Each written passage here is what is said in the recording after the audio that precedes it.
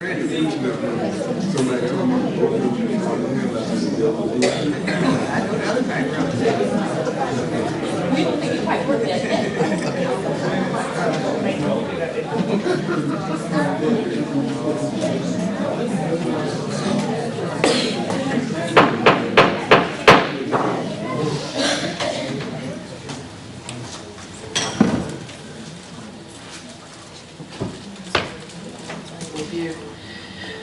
evening. I'd like to call to order the April 7th regular scheduled board meeting, Fairfield County School Board of Trustees. The servers have been appropriate public notification. Yes, it has. Thank you. And the confirmation of a quorum, looks like 6. Yes. Thank you. I'll entertain a motion to enter executive session where there will be personnel, legal, and contractual matters discussed. We exited to executive session. Thank you. Legal, contractual, and Personnel. Thank you, Ms. McDaniel. Thank you, Mr. Jackson. All those in favor signify by aye. Aye. Reconvene no later than 6:30.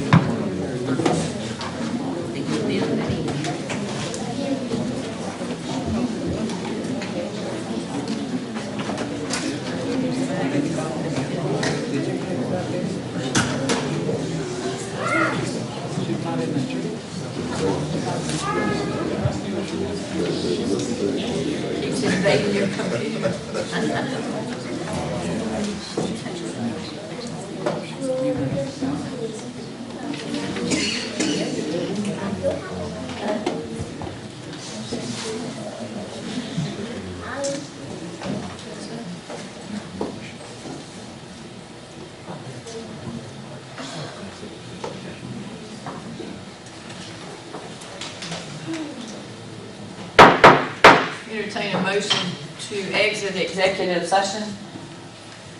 Chairman, I'm sorry. Go ahead, Mr. I'm Bowman. going to make a motion that we exit executive session. Finding a second. Second. Okay. There was a chorus of seconds. Mr. Miller made the motion. Who got it first? All right, Ms. Harrison had seconded. We will exit executive session. There was no action taken during that time. All those in favor signify by raising of the right hand. We've got 6. Opposition, abstention. Daniel abstained. Again, welcome to the April 7th meeting, Fairfield County School Board of Trustees, regular called meeting. We'll move forward with the Pledge of Allegiance. I'll stand for the Pledge of Allegiance.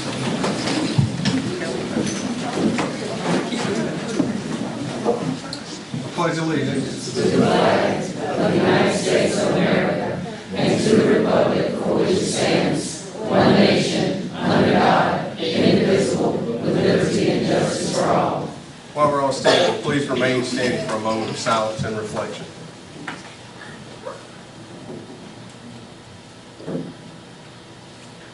Thank you.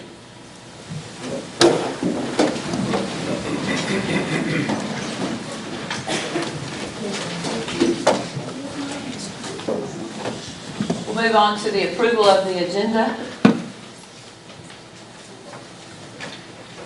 Madam Chair, I make a motion that we approve the agenda as is. Finding a second. Second. Thank you, Mr. Miller. Thank you, Mr. Britt. All those in favor of the agenda as presented signify by raising of the right hand. 1, 2, 3, 4, 5. I'm sorry. I've got 4 now. Am I put a motion together again? She did catch me up from the count. That's 5. The vote, not the motion, the vote. The approval of the agenda as presented. So we've got 6, 7. Looks like 7-0, thank you. And public comment. Thank you, Madam Chair. I've received one public comment for this evening from Mr. Charles Stogner. I think just remind whoever's doing public comment, we do have a 5-minute time limit. I think it's kept on the board. I forget to look over my shoulder sometimes. Thank you, Mr. Stogner. Yes, sir. I'm familiar.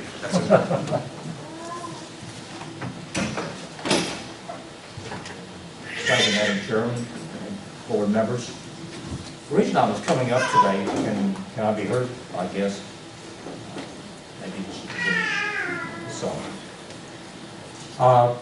Is to ask a question about the upcoming budget we're looking for the 2015-2016 year.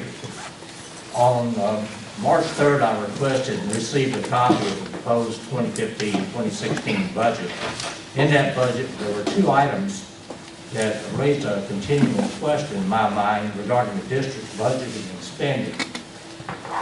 The budgeting was for $282,707 for legal fees and $25,000 for legal services, for a total of $307,707.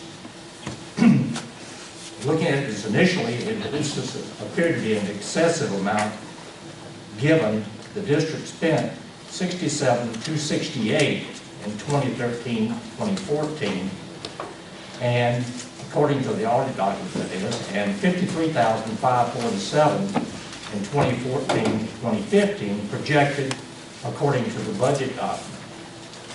Looking over the past years, maybe some explanation into this, I don't know. But as background, on April 14th of 2014, the Voice of Fairfield County appeared an article which referenced Dr. Mick Zayas, stating that he was targeting 9 counties, one of which was Fairfield, who spent more on operating costs than on teachers' salaries. And as it would be expected, Dr. Green questioned this, stating in part that the greatest reduction in operating costs during his tenure has been in the reduction of legal fees. And that puts us on track, quoting out of Partial, to spend less than $100,000 on legal fees by the end of the year, which will be in 2014.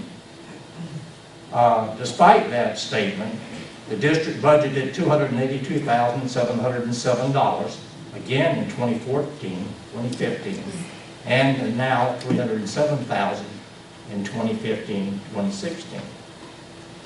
I've been told that funds have been transferred over this over-budgeted item to pay for many things, 2 of which that I'm aware of are $60,000 in teacher bonuses in 2014 and $12,500 pledged for a chorus group and on February 12th of this year at the board meeting. I guess my concern is that it seems like if, I've met with Dr. Green before and been to town meetings, and we were trying to stress the need for transparency and clarity in budgets and being open, that we need, if we're going to do that, to budget adequately, but not excessively. Because it gives the impression that budget, well, I'm a businessman, I come from a business environment, fiduciary environments, both insurance and banking, what they would call padded, and then you transfer funds out of that padded budget to things that you don't necessarily want to show in your budget, and that will get you in a bind. What would get me in a bind with my management, they would have hung me out to dry if I did something like that, because they would have cut my budget the following year severely. So, to help us as taxpayers to trust what we see in these budget figures and to be a good steward of our tax dollars. Under 1 minute. Sure. Okay. I'm asking that they keep that in mind when we do this 2015, 2016 budget, because it is my money, their money, your money that's being spent. And we hope it's being spent properly. One other thing, at the first reading of this budget, there's a workshop heading for the April 21st. Unfortunately, when they scheduled this meeting, they didn't poll all the board members to see if they were available when it was scheduled. But after one of my board member in particular asked for it being rescheduled because he couldn't attend due to a medical problem, that was denied. So that District 2 goes without representation in the planning process. 5 minutes. Thank you. Thank you.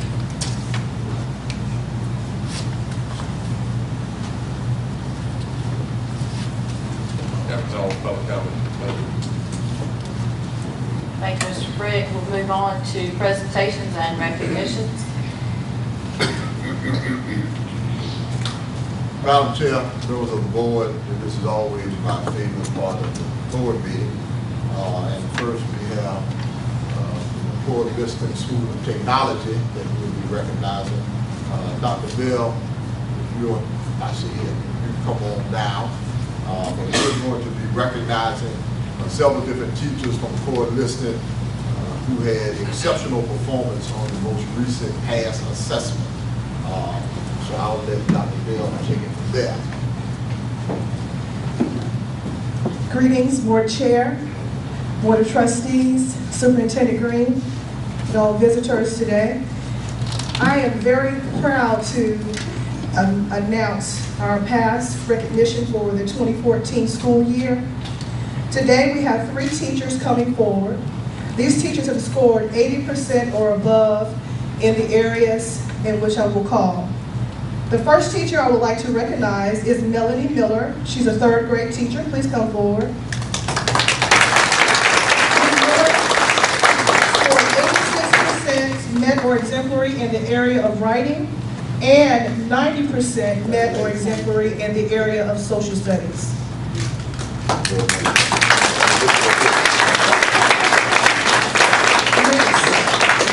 We have Ms. Mary Catherine Garner, who was a 5th grade teacher last year.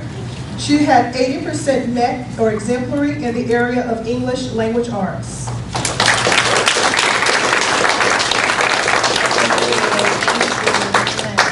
We have 6th grade teacher, Ms. Marissa Howard. Ms. Howard scored 83% met or exemplary in the area of mathematics.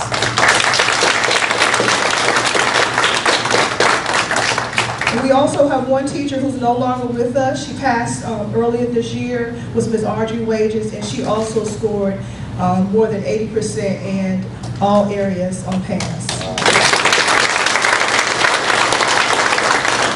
We thank those teachers so much. We're so proud of you at McCoy-Liston. Go Eagles.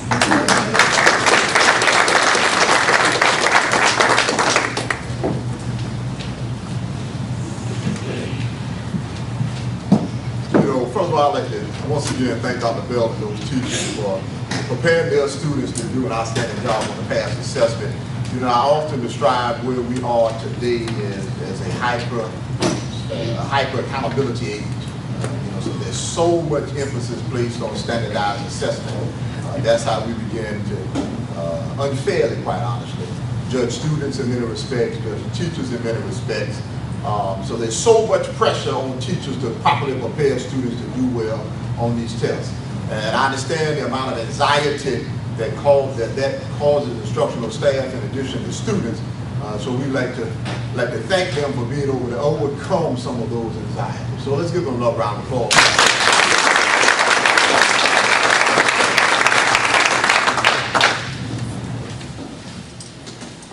And next we're going to have Dr. Bell is going to recognize the winners of our district spelling bee. And before we recognize the winners of the spelling bee, I want to recognize Dr. Bell.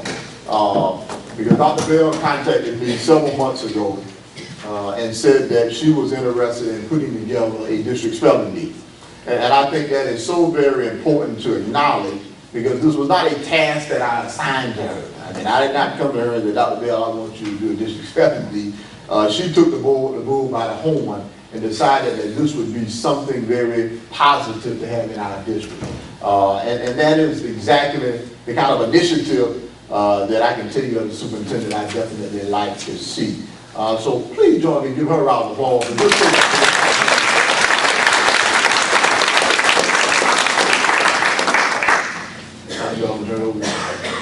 But I also want to give some recognition to my colleagues also who assisted me with that. So let's give all the other principals a round of applause.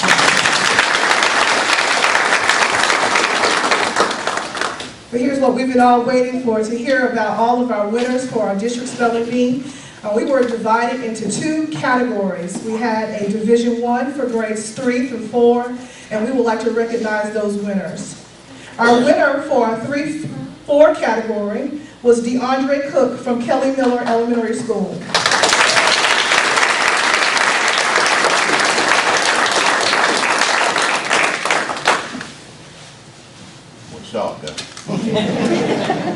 First runner-up. Right here. Look up there, First runner-up, we have Tavitria Ampasa. Ampasa. Did I say it right? Okay.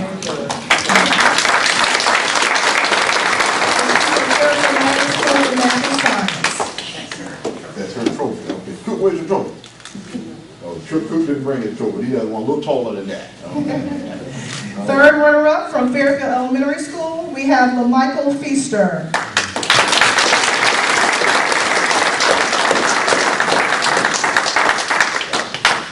And I skipped second runner-up. And we have second runner-up goes to Samira Thomas from Giger Elementary School.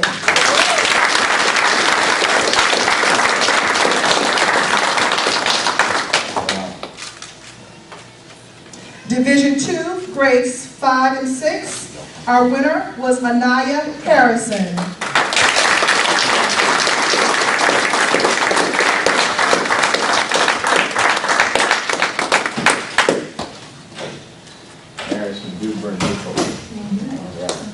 And she's from Fairfield Magnet School for Math and Science.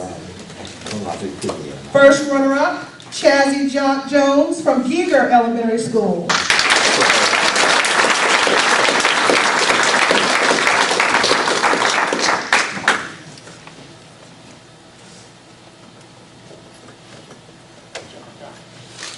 Second runner-up, Gerald Edmonds from Kelly Miller Elementary School.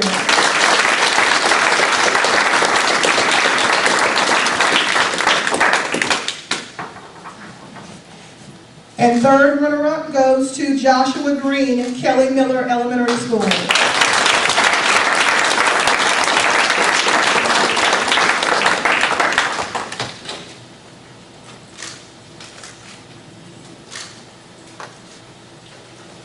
Let's give all of them a round of applause.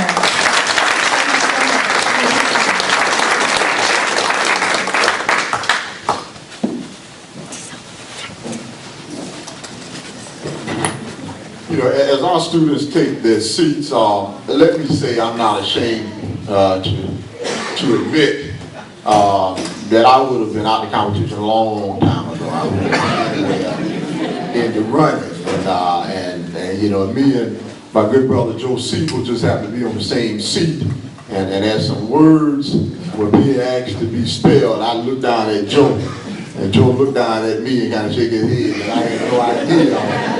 I spell these words, and I'm saying this in all seriousness. I mean, these kids are some tremendous spellers. I mean, I left there absolutely flabbergasted at how much better spellers they are than I am. So I tell you folks, y'all are way ahead of where I am, and I'm gonna have to pick back up on my game of spelling. So I can't tell these students behind like that. So I'm gonna try to step my game up. But outstanding job. And we're looking forward, Dr. Bell, to an even better competition next year. Now I'm going to assign it to her.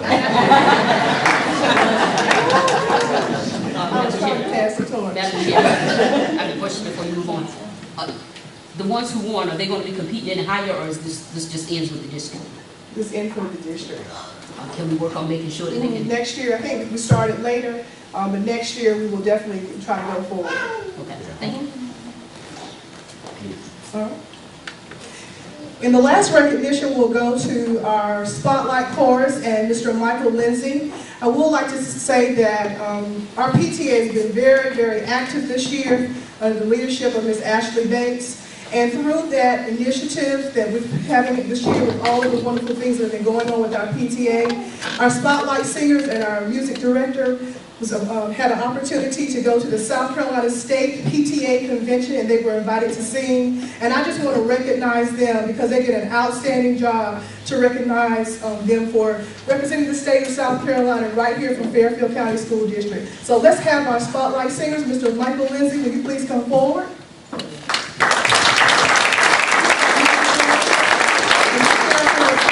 Elementary School, so we're so proud of you, Mr. Lindsay.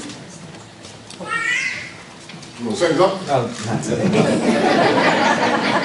don't think we have about 4 Spotlight Singers, but we have a certificate for each student, and I'm just going to call the name of those students.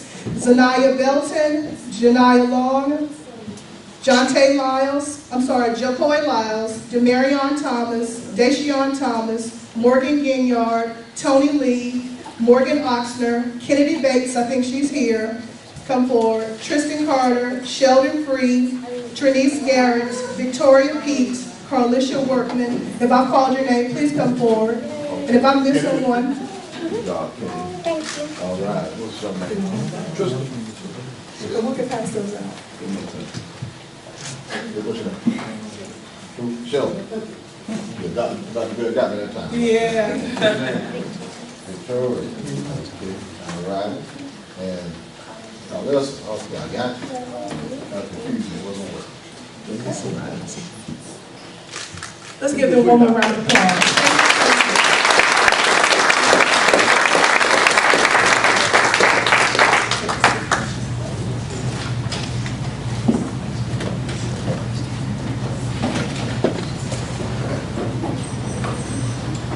You know, at that leave, I tell you, the McCoy Listen Spotlight Singers are just an example of the outstanding talent we have here in Fairfield County. These students are so very talented. We're so very excited about the wonderful job they're doing. Now we'll move on. Oh, you don't have anything else? I'll turn on to you.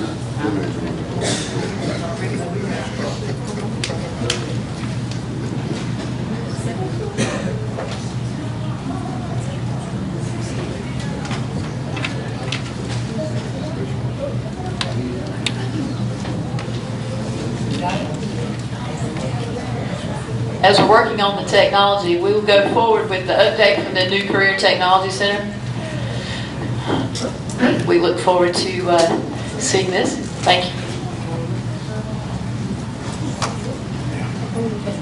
Madam Chair, before they start, we received the written report. Is this from them combined, or is this, well, it just got any comment on it? So this is for any, the written report? Whatever.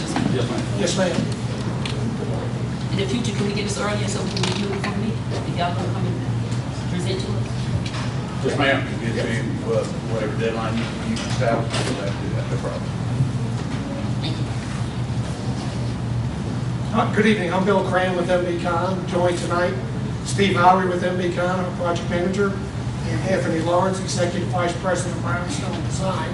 They're going to do the bulk of the presentation. I just want to say that we're glad to be here. If y'all have not been out to see this project lately, you need to go see it. There's an awful lot going on out there at the site. Things are moving along well, making a lot of progress, and I'm going to turn it over to Steve and Anthony to talk a little bit about the project. You want to drive it? You want me to drive it? I'll see if I can drive it. Yeah, you can always. That's fine.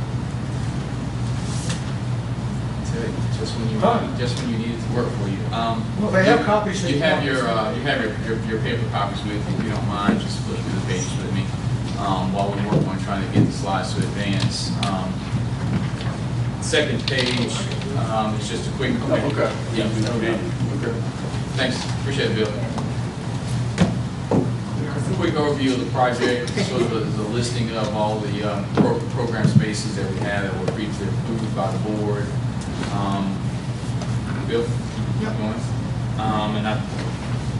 This is the first floor of the facility. If you haven't had an opportunity to go to the facility, I think that you will find that early on in this process we were putting everything on paper, and now as the building is being erected, it looks significantly larger than what anyone would assume, which is typically what happens with architecture and construction projects. And looking at it on paper is one thing, but when it's actually being constructed, it's a whole different feel, whole different aspect of the project.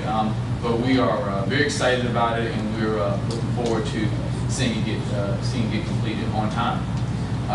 First floor, again, the majority of our lab spaces on the first floor.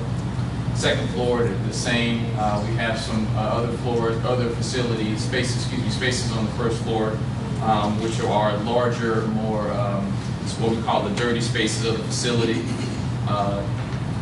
Next slide. This is the finished product as it is starting to shape up to look without the canopy on the front of it. We think that it will have, what was asked of us early on was that the district wanted this to sort of be a beacon of light, so to speak, as you're driving and approaching the schools. We felt that early on there was some concern about being able to quote-unquote shoehorn this facility into its location, but MBCon, I can't tip my hat off to them enough that they've done a really good job of making this facility fit. I know when I drew it on paper and it all worked for my plans, but to actually have it fit as comfortably as it does to complement both the high school and the middle school, that's going to give you an opportunity to have your students be able to, what we call cross-pollinate and take advantage of the programs that are going to be offered. Thank you, Anthony. Thank you all. What I'd like to do from here on is kind of go forward with this slide here showing kind of where we were at the end of the summer work, phase 1 and 2, 26 August, aerial photo, getting the building pad ready, and then we'll go on to where we left off in our November update with the start of steel erection on November 18th with this slide. So basically everything you see out there above slab has been performed since Tuesday, November 18th. So monthly slide going forward, December the 8th, steel progressing, going forward.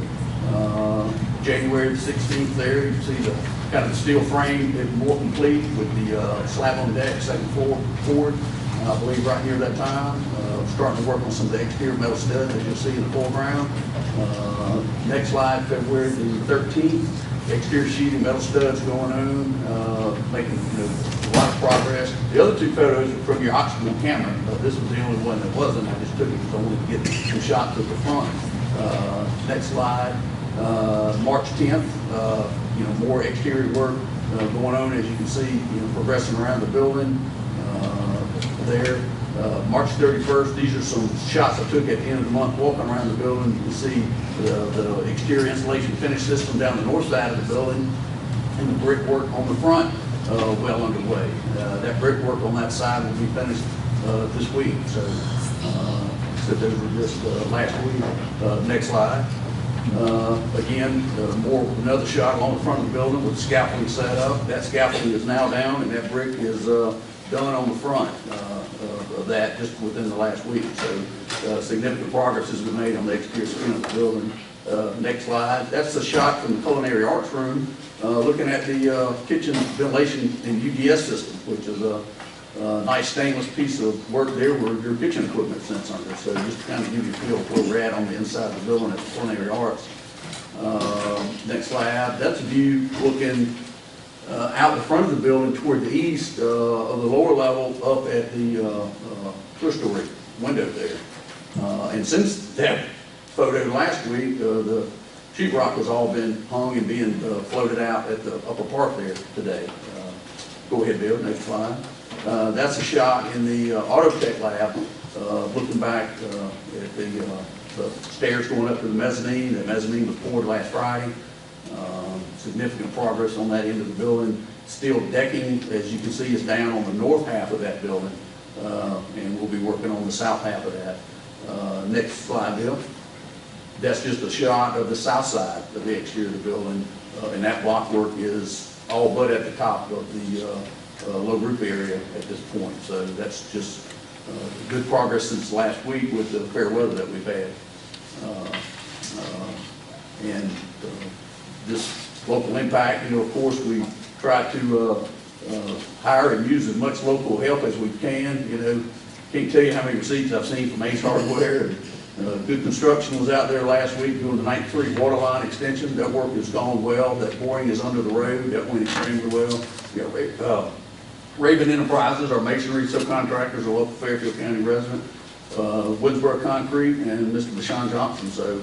And that's just some of the local immediate impact we've had. Let me just add to that, beyond these businesses directly involved in the construction, there's been a lot of dollars spent with local stores, local restaurants, local hotels, so even covers all the workers and subcontractors, you're working in Fairfield County, let's take some money here. So we're trying to really build local business while we do it. Next slide, just kind of overall project status. We started construction June 4th with phase 1. Substantial completion is August the 1st. We're still headed toward that date to have the architect and OSF out for a final inspection on that building. We're on schedule for school opening. Financial, the GMP is unchanged at this time. Don't see anything in that department, and we're just taking things where they're at. We're approximately 63% completed with the overall project. Have made some good strides the last couple of weeks with the weather. Look forward to some more favorable weather so we can continue on at the pace, and should have the back half of the building under roof in about, roofing started in about 2 weeks. This is just a real quick milestone schedule of kind of timeline of what you see back behind the line in green is what we've accomplished, and what you see ahead of the line, I think that data date was Monday's date of the 6th. What you see in red is what we've got yet to accomplish to finish the project before the start of school.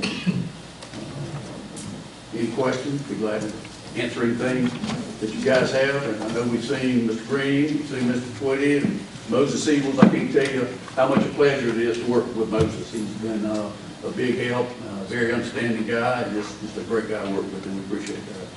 And Anthony too. Anthony's been a good fellow to but no, I think we've got an excellent team out there, and we're striving forward. Thank you. Any questions? Yes. I see Mr. Miller out there. Yeah, I'm not looking at it, on the outside, yeah. So you say we are on target? Yes, sir. Okay. We're going to overcome the delays we've had with rain, but that's just part of what we do, and we're looking ways to improve on the schedule. We've worked 14 weekend days, and some of those were Sundays, to help try to keep us on track. But we're on schedule for school opening, yes. So I'm gonna have to get me a hat to come in there. I ain't had a chance. Oh, we'll get you a hard hat. I got the hat. I don't know what I did with the hat. We'll get you some. I'm ready for a tour. Please come out. Please come out. We'll be glad to stop at the trailer, check in, let Don know you're there. If he's not there, but just wait around. It won't be long. But yeah, we'll be glad to take off. You would contact Moses just to let him know. I mean, he would like him to know. But yeah, please feel free. If the board would like, it's your pleasure, we'd be glad to set up a tour for the board to come out there, maybe prior to the next board meeting or something. We'd like to meet out there, get a tour of the facility, and get a little bit closer up look at it. Happy to do that for you. Yep, be glad to arrange that. Sure will. And also to add, we're at the point of the project where it's somewhat safe to be on the job because the steel is kind of wrapping up. But we did early on talk about having students involved in this process. And so if the principals want to make arrangements to have the students come out to the job site and take a look at the facility, we'd be more than happy to accommodate that as well. We'll just be sure there's Yes. no activity that can get somebody in trouble. That's right. That's right. We can accommodate anything we can. Sure will. Okay, great. Thank you. Thank y'all, thank y'all. Madam Chair, I do. I have one question. The local impact, are those companies, when we say local impact, are they specifically housed in Fairfield County? Or are they companies from surrounding counties as well? The ones on the list up there are from Fairfield County. Yes, ma'am. Everyone on this list is housed in Fairfield County. Yes, ma'am. Ace Hardware is, We believe they are, Okay, based on the information they provided to us. okay. Thank you. there were a couple of, yes, ma'am. They're right on the county line that I didn't list here, but yes, ma'am. Madam Chair. My first question is on the paving, because I know we have a lot of people in this county who does astronomical good job of paving. Who are we using to do the paving, or have that been contracted out already? Yes, ma'am. Phase 1 is summer work. Sox and Sons Construction is our site work contractor, and the paving is under their work, and they contracted that out to, I believe, Lanier, a company that specializes in doing nothing but paving. And they're out of where? I don't know where they're out of. They are Columbia, a local firm, I would say, within 50 miles, yes, ma'am. Well, Lanier we does- call local in Fairfield. Yeah. Okay, no, ma'am, I don't believe Lanier is based out of Fairfield. Is there any reason we didn't use some of the people that we have here? If we were trying to make sure that we use local vendors, we have at least 3 companies that do paving here in Fairfield County. This project was put out for bids with an emphasis on local involvement, and that paving wound up being a second-tier subcontract to Sox and Sons. As Steve mentioned, the firms were given an opportunity to submit bids on work. We're not privy to those second-tier bids directly, so I can tell you, I know they were afforded the opportunity to bid, but I don't know the results of that. Yeah, but when you all presented to us, if I'm not mistaken, you all had someone on staff who was supposed to actually go out in the community and find not just local, but local and minority. We did that, we held a number of workshops, and as you may recall, we had a very compact time to put pricing together to get this project started on time, so we'll open this summer. We had about 2.5 weeks to do that entire process. We actually ran two workshops to reach out to the local businesses, had a pretty good turnout at them. Following that, we did presentation in chamber, trying to encourage more folks to get involved. So we have done the outreach, I believe, that we promised we would. And as we illustrate, there are a number of companies have been successful in working on this project, but not all of them were. If you all come up with a percentage Yes, for ma'am. minority and a percentage for local, The MWDE percentage is around 9%. What we call the local within 50 miles was 63%. We can get you a percentage for the Fairfield County, we don't have that with us. and please break that out, because I'm not understanding the 63%, so if you could break it out, then I guess it will be more real Yes, ma'am. and visual. The other question I have is on the GMP. Did you all give us a breakout, itemization? Did you all give us an itemization, GMP? Of all the numbers assembled? Uh-huh. Yes, ma'am, we provided a fully detailed estimate as part of establishing the GMP. It was reviewed with the district, with the architects, and then every month there's what's called on our application for payment, the trade payment breakdown, breaks down the cost of the work into all the various categories. I don't know off the top of my head, 100. There's 3 full sheets. The schedule breaks the cost down by all the different trades submitted every month. What do you all submit to your other districts when you construct a facility so that the board is apprised of the progress on the finance side as well as on the facility side? I'm sorry, I couldn't hear the question. What do you guys give other districts that you're doing projects? What do y'all provide to them so that the board can be aware of the progress of the facility and the finances? We typically give you reports similar to this. This is our standard. Very similar format. Do y'all As far as give any kind of itemization? to the board or to the staff? staff, see, your finance department sees the detailed breakdown of the cost every month when we submit the application. But my question was, what specifically do you give to other boards? The budget report, are we similar to this? Y'all can give them any kind of finance report or, Just to the level that we're giving here is typically what boards want to see. And this is, actually, this report has more information and a little more details than most of our clients have been asking for. okay, and my final question, when I was over visiting the site, there was some discussion about the, covered walkways from the high school to the career center. And it appeared that we forgot about the middle school and a covered walkway. So what are y'all plans for the students leaving the middle school and going over to the career center when there's inclement weather?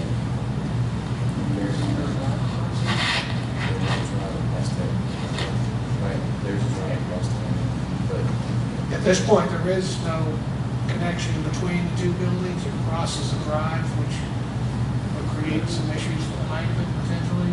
I don't think there is a connection at this point. And y'all know that's unacceptable, right? Our babies cannot get wet walking from the middle school over to the career center. You just stated that the rain kept you guys from working when it was raining. So there's no way we should have our babies out there walking from the middle school to the career center without having a covered walkway. It's particularly, we thought about putting it from the high school to the career center. Excuse the second part. Well, actually, y'all can have this conversation later, because I'm expecting y'all to come back and tell the board how y'all gonna resolve that problem. We're trying to answer your question. No, you don't have to answer that one now. I'll let y'all think about Well, it. we'll look into it. Okay. And come up with a solution. Thank you, Madam Chair. Any other questions? Yes, I guess this would actually, this is actually pertaining to Dr. Green and Beth asking to answer these two. So I don't know if anybody else had any more questions for them. Thank you. Okay. Thank you all very much. Thank you all. Thank you. Dr. Green, my understanding that one of the classes was supposed to include robotics. Yes, Which class is that? that's engineering, project.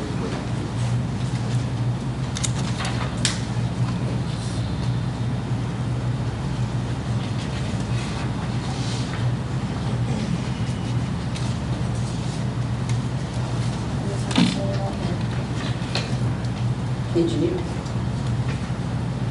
Project lead the way, PLC, that is. Okay.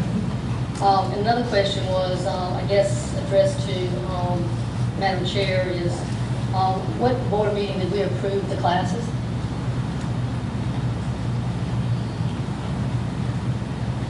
If you could look that up for me, I'd like to know the answer to that.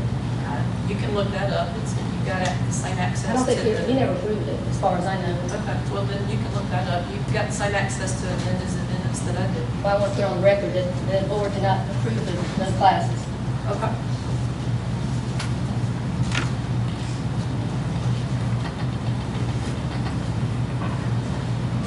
Any further? Wait, I got to say this, because I'm not an expert. I know about tires. I can make tires, okay? This is what, I work for missionology. I'm good at that, okay? I sit on this board, but I expect y'all to make the right decision as administrators, okay? We here, we govern the body, we make policies. For us telling Mr. Green, and this is what he's been going to school for all these years, we're gonna tell him how to, no, that ain't up to the board. That's my opinion. Tell them how to what? Tell him the classes. You talking about the classes. You made the statement that we didn't vote on those. That's right. Right. That's part of our board. That's not the board job. Yes, it is. No, it's not. Yes, it is. No, it's not. And they He even brings presented representation. it, No, and it's then not. there are things that the board had approved it. Thank you, sir. Get that off.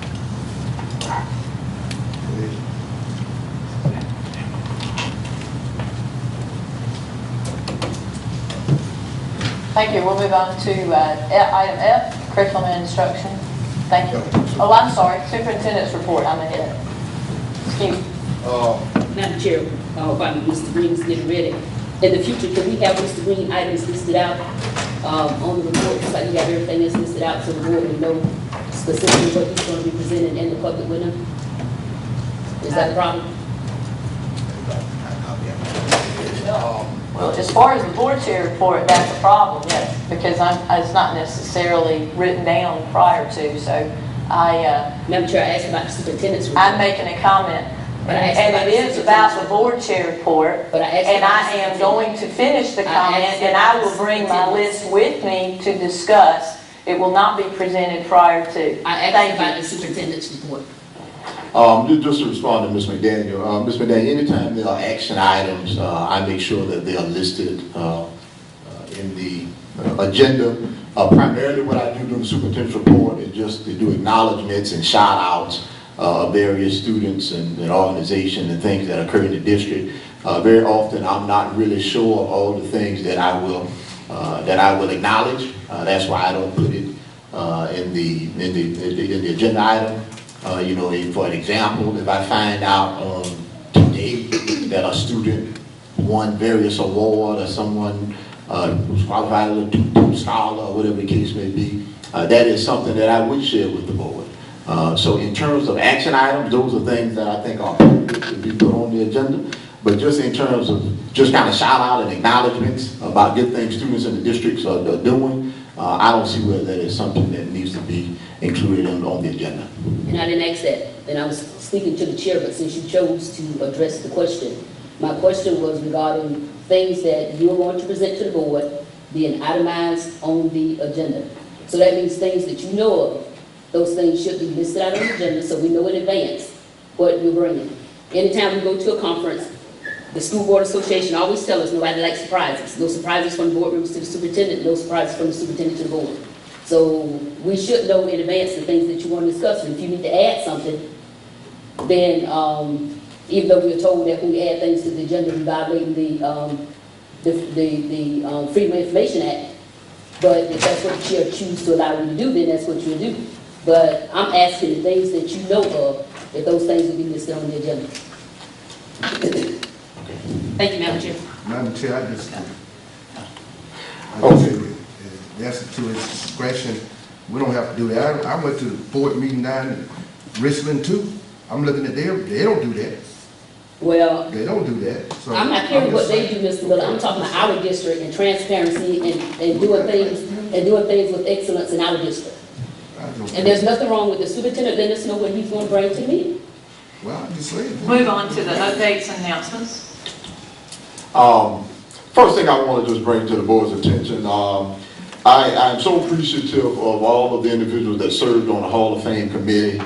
They had a very, very difficult task to narrow that list down to 5 individuals. I think we had probably somewhere over 40 nominations that occurred, but that list has been narrowed down, and we had a press conference, I guess a couple of weeks ago, where we revealed who the upcoming Hall of Fame inductees are. So I want to share those names with you today. First of all, we have Mr. T.M. Cook, who is a longtime educator down, was the principal of Beebe Elementary School for many, many years. Ms. Madeline March, who was in the audience recently, but has since left, but she has been a very staunch volunteer, particularly throughout the western end of the county at McCoy Liston and at Fairfield Central High School. Dr. Janet Mason, who is somewhat of a legend in Fairfield County. She is a normal fixture at our board meetings. She needs no introduction. A posthumous honoree, Ms. Bernice Rabb. And Ms. Rabb, I think, may have been the first African-American librarian in Fairfield County, if I'm not mistaken. And finally, Dr. Sonny White, who was very instrumental in bringing Business Technical College and various programs to Fairfield County. The Hall of Fame Gala will be May 23rd at Fairfield Magnet School for Math and Science at 6 o'clock. Tickets are $25. Any questions about the Hall of Fame? Yes, sir, Madam Chair. Yes, ma'am. I had the question that, when we come up with dates like this, are you checking with any of the board meetings, members, so we can know whether we can attend them? No, ma'am. Because I'm not going to be able to attend it, but I would like to. Thank you.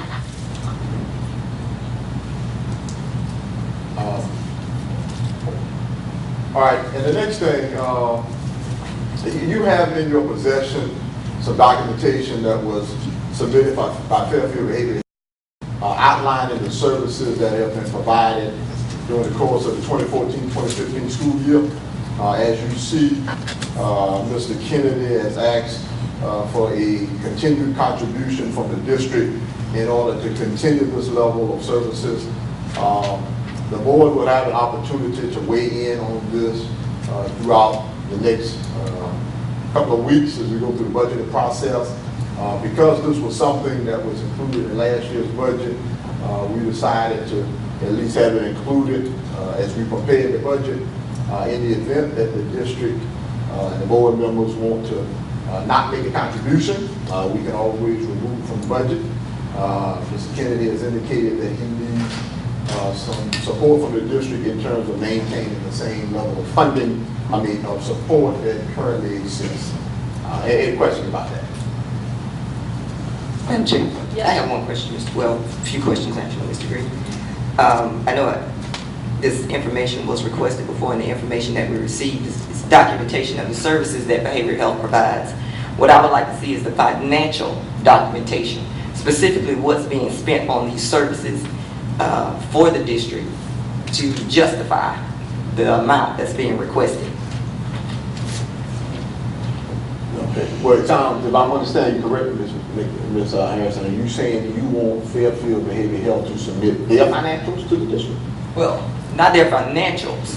Specifically, if the issue is that funding is limited and that we are assisting them with providing funding so that they don't have to cut services, then we need to know specifically what we're paying for. At this point and prior, basically what we've done is just cut check. So in my personal opinion, this is just me, I'm not speaking for the board, there's no way for me to justify voting yes, even though we, of course, know we need behavioral health services within our schools. But I think we need to know exactly what it is we're paying for. Because if I'm not mistaken, we may have been advised previously that this was a budget shortfall on their part, which to me doesn't necessarily constitute the school district being responsible. Behavioral health is a county entity. Now, any services that our students need, behavioral health can bill the district. I mean, there's no problem with the funding. What I'm stating is that the funding just needs to be justified. We need to know what we're paying for. Well, Ms. Harrison, what I'll say is I'll present that item to Mr. Kennedy and see what his response is there. Thank you. Okay.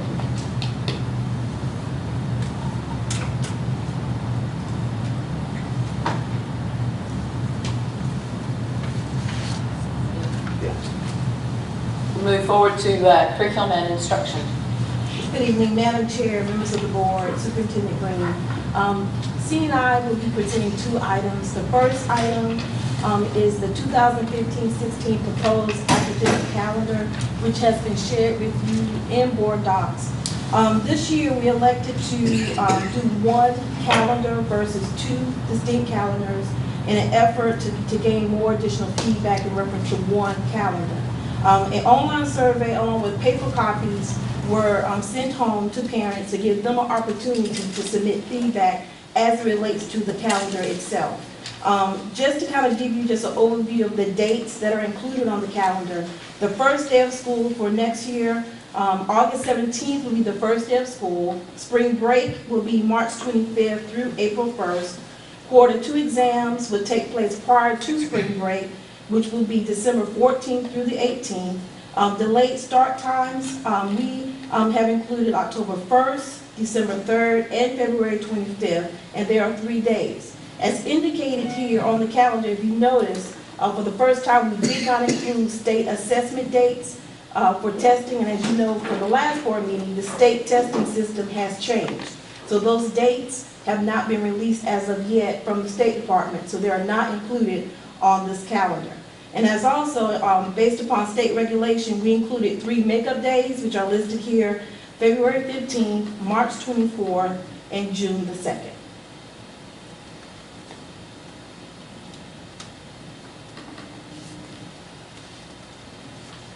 Are there any questions as it relates to the proposed calendar? Yes, it is. Madam Chair, I make a motion we approve the proposed calendar for the 2015-16 academic year. Thank you, Mr. Frick, for the motion. Forgot to cut the mic. Second, Madam Chair. Thank you, Mr. Miller. We have a motion and a second to approve the proposed 15-16 academic calendar. Any questions or discussion? Madam Chair, the board meeting dates, were they considered when the calendar was put together? And the date that we need to approve the certified staff, were those items considered? The dates for board meetings were not considered for this particular calendar. We typically create the district calendar, which is an academic calendar, and then in turn, the board meeting dates are then developed after the actual approval of the academic calendar. Correct, and then sometimes we have to adjust board meetings. So if it's all done in collaboration, then maybe that can get avoided. Yeah, that's true.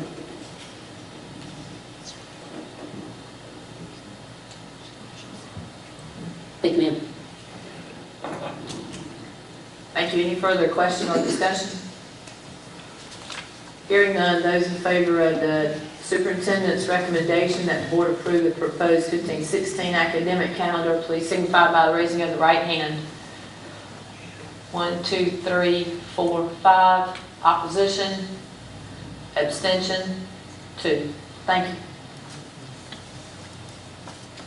The next item, item 2, is the approval of locally designed courses for Fairfield Central High School, Fairfield Middle School, and Gordon Odyssey Academy.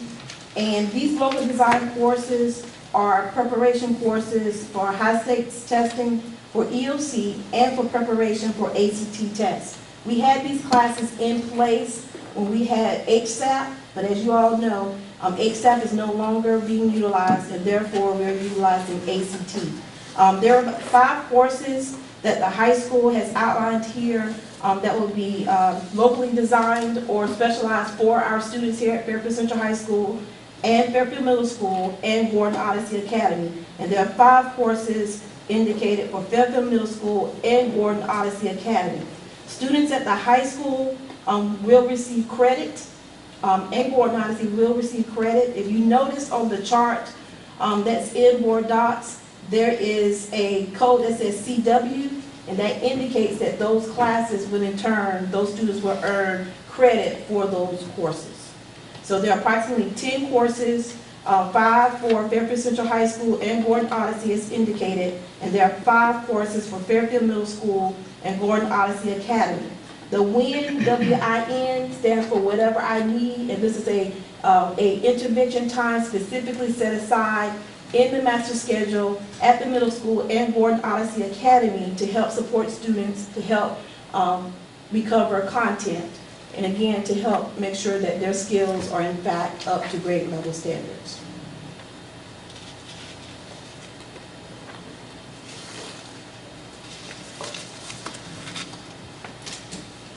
Madam Chair? Make a motion. Oh, I guess. Madam Chair, I make a motion we approve the locally designed course for Fairfield Central, Middle, and Gordon Odyssey. Second. Sorry. I'll go second, whatever. Thank you, Mr. Frick has made the motion. Ms. Hartman, you seconded. All right. Now for discussion or questions. In line with these type of classes, are we going to have any type of summer classes for children that need to maybe need intervention because of this change in the ACT? I think we haven't thought of.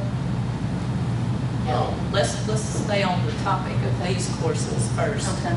Thank you. Madam Chair, Yes. one question. And I'm a little confused. At one point, we say we don't, it's not necessary for the board to vote on curriculum, as with the issue with the Career Center. Here, we're voting on curriculum, so I'm going to ask Mr. Williams for a legal opinion. Does state law indicate that school boards are to vote on all curriculum changes, whether removing classes for curriculum or adding classes to curriculum? Because we keep fluctuating back and forth with, we should vote on it, we shouldn't vote on it. Some curriculum changes are on the agenda for recommendation and voting, some aren't. So what was the legal opinion? I'm not aware of any requirement that you vote on any curriculum. I think the change here is referring to locally designed courses. So I'm assuming that's what's driving their request to the board, because they're locally designed courses. Okay. So locally designed courses would be something different than something required by the state? Correct. Correct. Okay. And Thank you. And Madam Chair, Ms. Harrison, if I can clarify, in the board documentation, I included a copy of the board regulation or the state board regulation that governs and outlines and addresses your question. I didn't see that. It was in the for calendar, but I didn't see anything for curriculum. It's on page 3, section H, and I highlighted it in yellow. Within that same document or a different document? On the item number 2, Scroll all the way down. Over there was 2 boxes.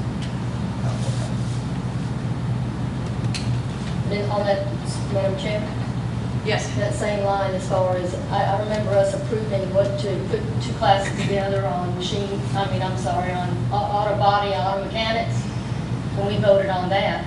We voted on a reduction in force. But that was still in relation to a class. We didn't drive the curriculum on that. That was a personnel decision. That was a reduction in force of personnel. Well, I've been told in conferences that we're supposed to improve classes. Okay. So, Madam Chair, is this supposed to be the, because when I open it up, I'm not going straight to the document when I click on this. So I'm not sure what it's supposed to be. But, so is this supposed to be the law, because it's still not pertaining to curriculum? I mean, defined minimum program, that's regulation set by the State Department of Education. It has nothing to do with state law. Well, I wouldn't say it don't have anything, but it's not state law.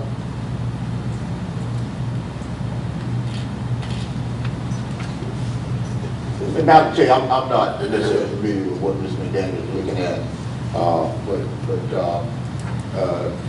Mr. Williams identified exactly what our requirements are as a district.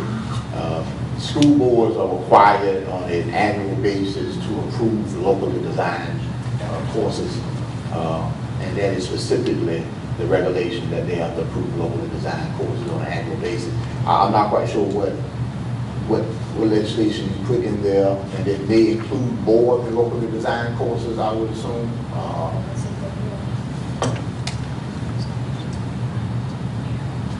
Madam Chair, could we make sure that we clear, there's no confusion? The attorney states that the board has no authority over approving any curriculum other than locally designed courses. Am I correct in that, in his advice? Is that what he said? That's what I said. Yes. That's what you're not required to. And what you guys have given us is not state statute, because I can't open it up. Or is it? I have it. I can see all 8 pages of it, which defines exactly what Yeah, course page credit 3. is given for and There's on. 3 of them. Okay, I can't see it, so my question is it state statute? Yes. Now, regs might actually be the State Department of Education, that don't mean it's state law. That's why I'm asking the question, is it coming from the law, is it coming, where is it coming from?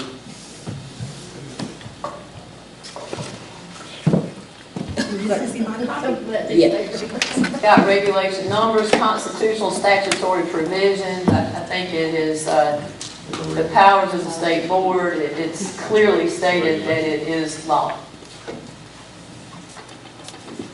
We'll move on with the vote. We have a motion and a recommendation, a second to approve the locally designed courses for the 15-16 school year. Those in favor signify by the raising of the right hand. 1, 2, 3, 4, 5. Opposition? Opposition or abstention? Opposition. Opposition, 2.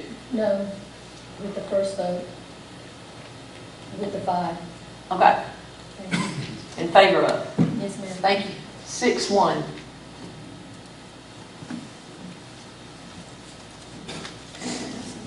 We'll move on to the operations and finance.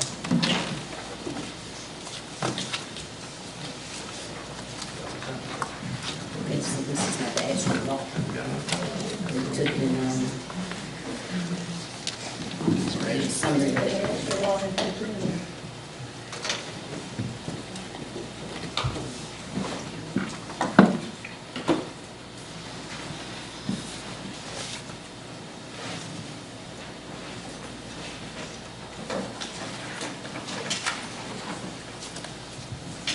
Got to touch. Obviously. Good evening. This evening, we'll have a brief presentation which summarizes our proposed 2015-16 budget, and then we'll open it up for, I guess, any questions. The first section, just want to briefly review the major categories of revenue that we have in our general fund. The first category is our local revenues. This is primarily where we receive revenue for property taxes from Fairfield County. Most of that revenue is generated from the village on non-owner occupied residences and other properties. The second category of revenue that we have in that general fund is state reimbursements, and that's where we receive reimbursements from the state of South Carolina for property taxes that are no longer paid in Fairfield County due to legislation from the state. And so primarily we reimburse for any tax revenue for going on residential properties, and also there are some other local taxes that are also paid to the state that we receive from the state. The third category is the Education Finance Act. That's what's typically known as our per pupil funding, and that allocation is based on what the legislature designates as the base student cost. The district's weighted number of pupils based on our 135th day count of pupils and other factors determine how much money we get from the Education Finance Act. The fourth category is the Education Improvement Act, EIA, and those are funds from the state that are generated for various purposes that assist districts primarily with the cost of salaries and benefits in our general fund. And then the final category, we have other, and those are just primarily transfers to the general fund from other funds. Now here we have a summary comparing the budget that was approved by the board for 2014-15 with the proposed budget for 2015-16. This is only for our revenue categories. So in 14-15, the budget that was approved was $35,548,351, the first figure on the left up top. And the proposed budget for 2015-16 is $37,401,195. Really the major difference between these two budgets really can be all summarized under the tax revenues and reimbursements.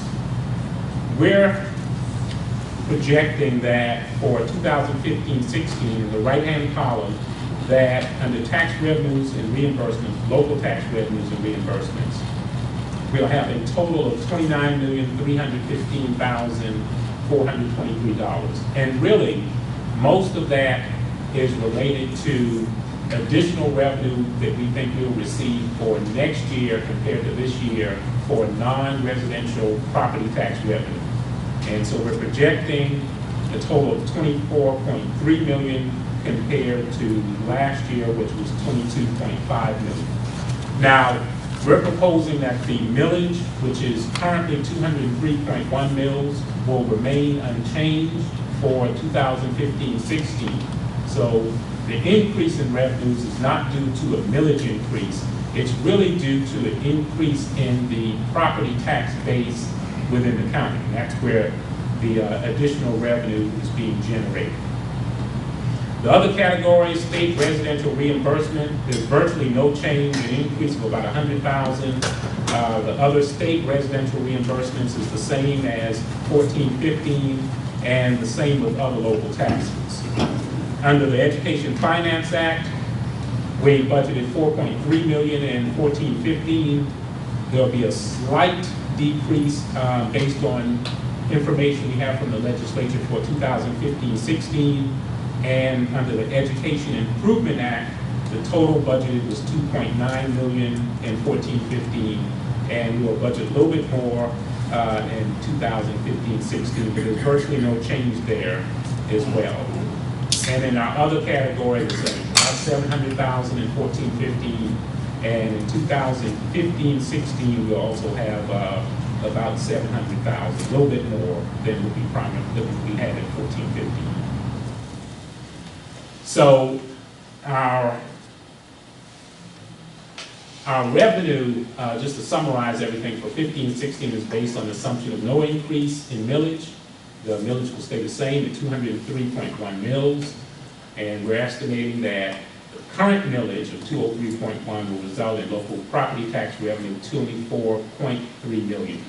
And that increase is due to, as I said before, an increase in the property tax base. Our state residential reimbursements, $2.8 million, are reimbursements from the state for taxes on owner-occupied residential properties that the school district no longer receives from taxpayers, but we now receive this money directly from the state, and that's a result of Act 388. And then we have other residential reimbursements that we receive from the state for homestead and homestead relief and property tax relief.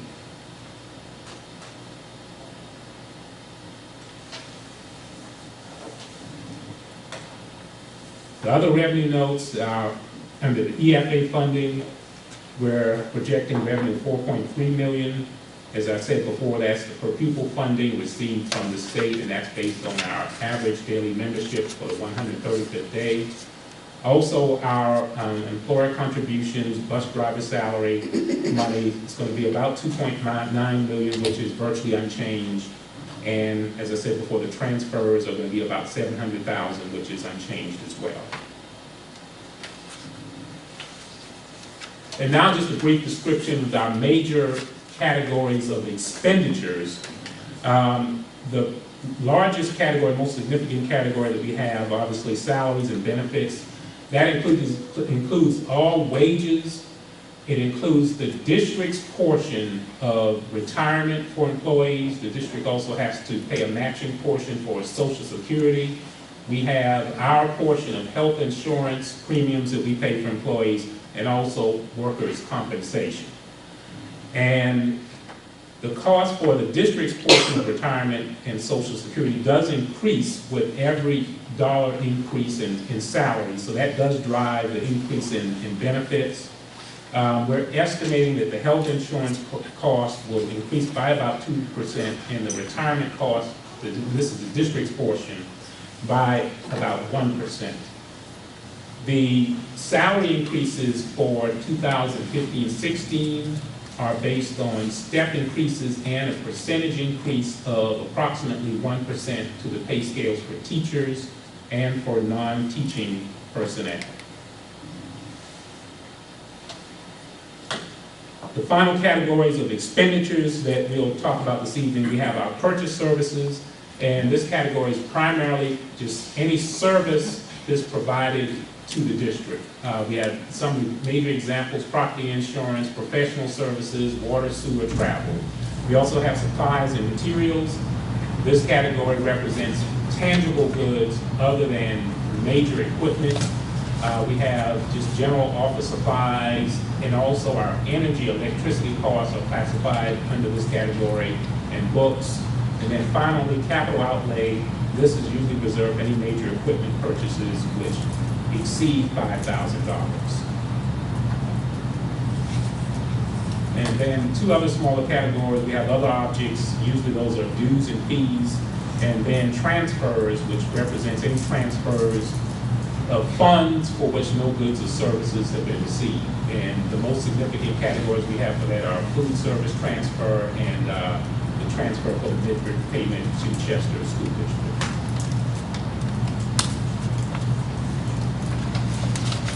Now, to summarize the changes in our expenditures based on the budget that was approved in 14-15 to what we are proposing for 2015-16, the first category, salaries and benefits, we're projecting an increase of about 1.3 million.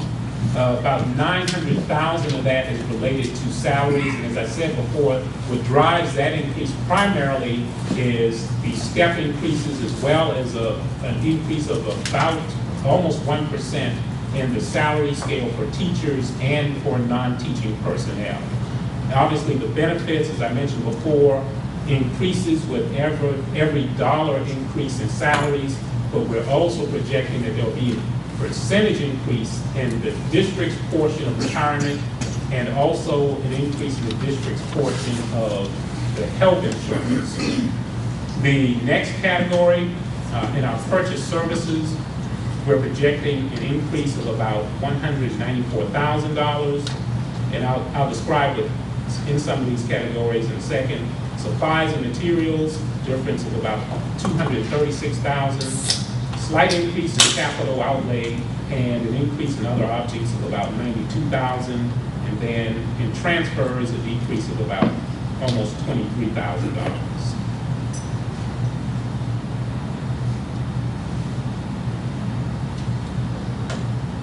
I did mention that the increase in salaries and benefits is due to the increase in the step and also a slight increase in the salary scale. We also will have an addition of some instructional personnel in the budget that also contributes a small amount to that total increase in salaries. Under our purchase services, the increase of $194,000, this is primarily due to, we have an increase, a projected increase in the budget for telephone costs of about $130,000. We have a significant reduction in our E-rate funding, and this is impacting our telecommunications costs in the district. Also, there's going to be an additional $50,000 in technology services associated with the STEMS project in the district. Under supplies and materials, the increase of $236,000 is primarily being driven by an increase of $65,000 for supplies and programs. There are some programs that were funded last year from lottery funds. We're having to move some of those programs into the general fund due to a change in funding in the state. Also, there's a request of $51,000 in the budget for supplies for the STEMS program and an additional $30,000 in supplies for our vocational program at the Career Center.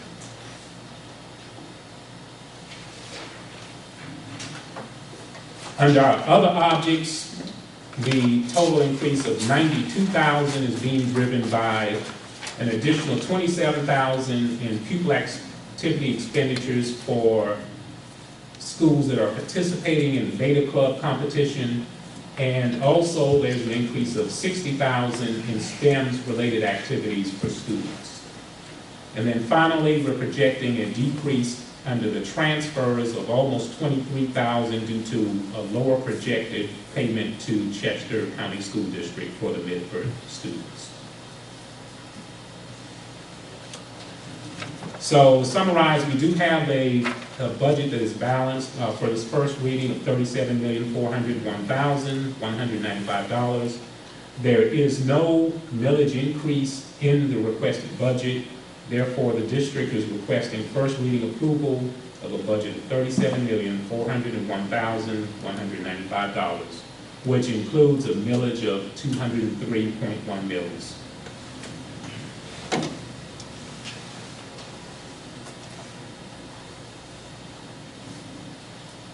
And that's the end of the presentation.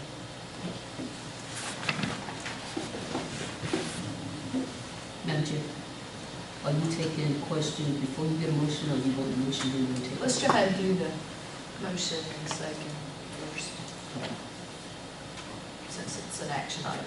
Madam Chair, Yes, sir. to make a motion that we do the first reading of budget. It would be the 15-16 year. Okay, thank you, Mr. Miller.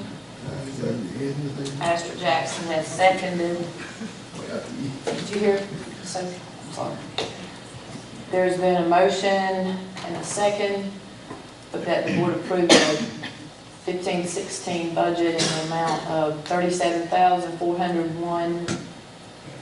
I'm sorry, $37,401,195. We'll open it up for discussion and questions. Madam Chair, who seconded that? Pastor Jackson.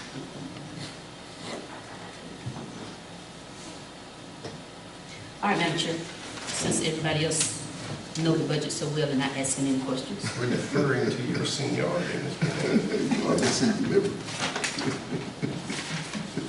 Like you ain't going to ask me a question. Time's up. See there, she done said time up, she got me 5 minutes. My first question is, I saw in here funds for the Beta Club. Can you expound on that, please? We included in the budget, I think it's $4,500 for each school that will participate in the Beta Club. That's going to help offset some of the costs of the Beta Club, the expenditures that the schools have had to either raise, and it'll help with transportation, other expenditures, just to help make it financially more feasible for the schools to participate. So how we make the decision on which clubs? Because just to pull out the Beta Club, when I do it, it costs $27,000 for them to go down there. Well, this was a common comment request when we met with the principals and talked with the superintendent, and he felt that just due to the commonality of the request, and annually this is an issue with the Beta Club with all of the schools, that this was something that he wanted to address. But there are other clubs also. Now granted, I'm a strong advocate for the Beta Club. In every meeting, I'm wondering why we can send the Bow Tie Club, but we can't pay for the Beta Club. So, I mean, I just like justice and I like fairness. And just because the Beta Club folk came and asked for money, we know that there are other clubs that are doing things too. So I don't understand why we don't, why you guys don't address this in more of a fairness for all of the clubs that represent the district when they go off in the district's name. If I could address that, yes. The reason we decided to set aside funding for the Beta Club is because there is no other club activity that has the sheer volume that the Beta Club does. We're talking about students from virtually every school in the district participating, spending a couple of days down in Myrtle Beach, looking at hotel accommodations, travel accommodations, and up until this point, we have been just asking the schools to absorb that cost. We felt that it would be prudent to provide some assistance from the district, since this is an expectation that we expect them to participate, and there's obviously a sentiment that we financially support it. I will say, Ms. McDaniel, in the conversation of fairness, that we are supporting multiple clubs. There are multiple clubs that are being supported financially, but there are no clubs that require quite the financial commitment that the Beta Club does, just because of the sheer volume. So in terms of why we single Beta Club out, it is because the French Club does not have anywhere near the expenditures that the Beta Club does, or the Robotics Club, or the Interact Club. I mean, there are multiple clubs, as you said, but their expenditures don't come close to what the expenditures of sending hundreds of kids down to Myrtle Beach for a couple of days. So we making the decision based on how much they spend? Yes. How much the trip costs? Yes. So this year, what did we base it on? What do you mean? We took Bow Tie Club. They in it all. We paid for them to go. So I'm just trying to understand the thought process and the mindset and the decision making.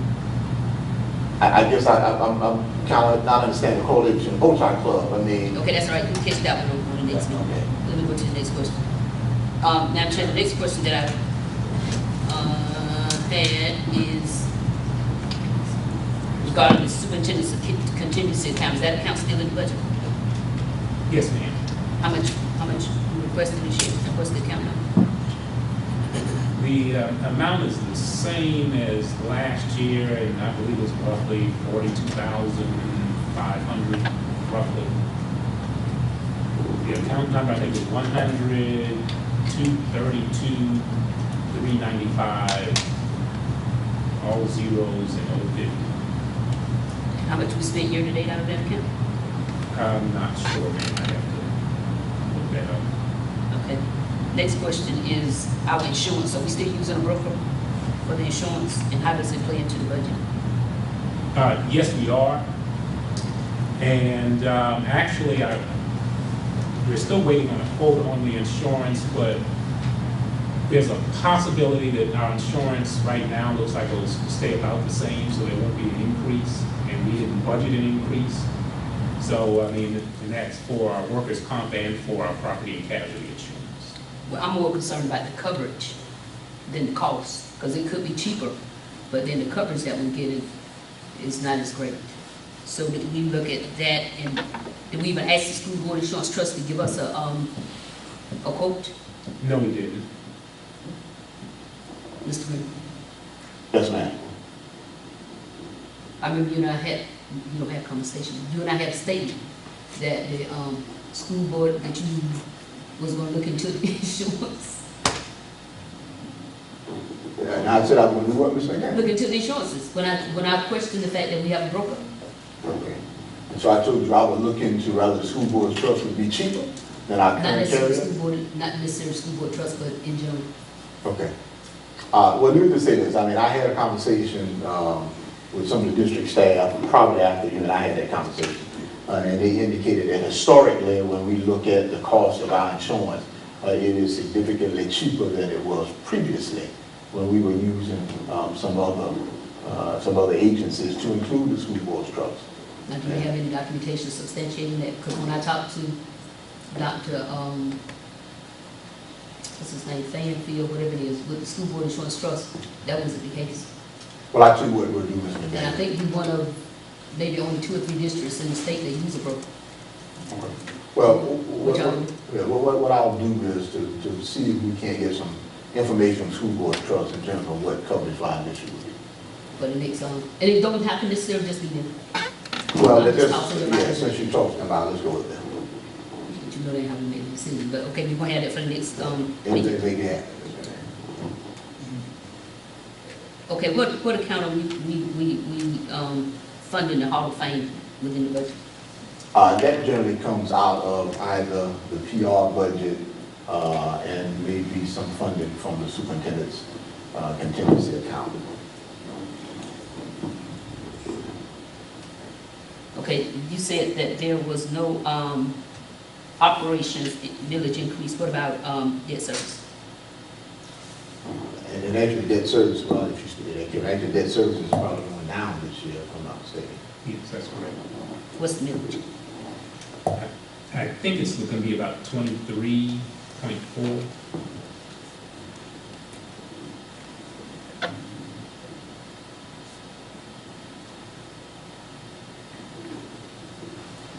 Now, when I was reviewing the inventory and the all the different computers, Chromebooks and all that stuff, it was quite extensive. Do we have money in this budget for any kind of computers, laptops, or Prometheus movers, or?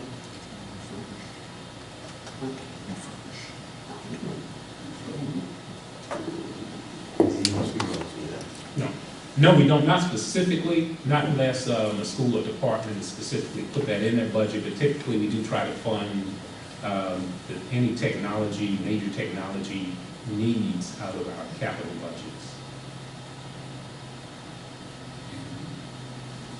So what's the answer to the question? Do we have any money here for technology?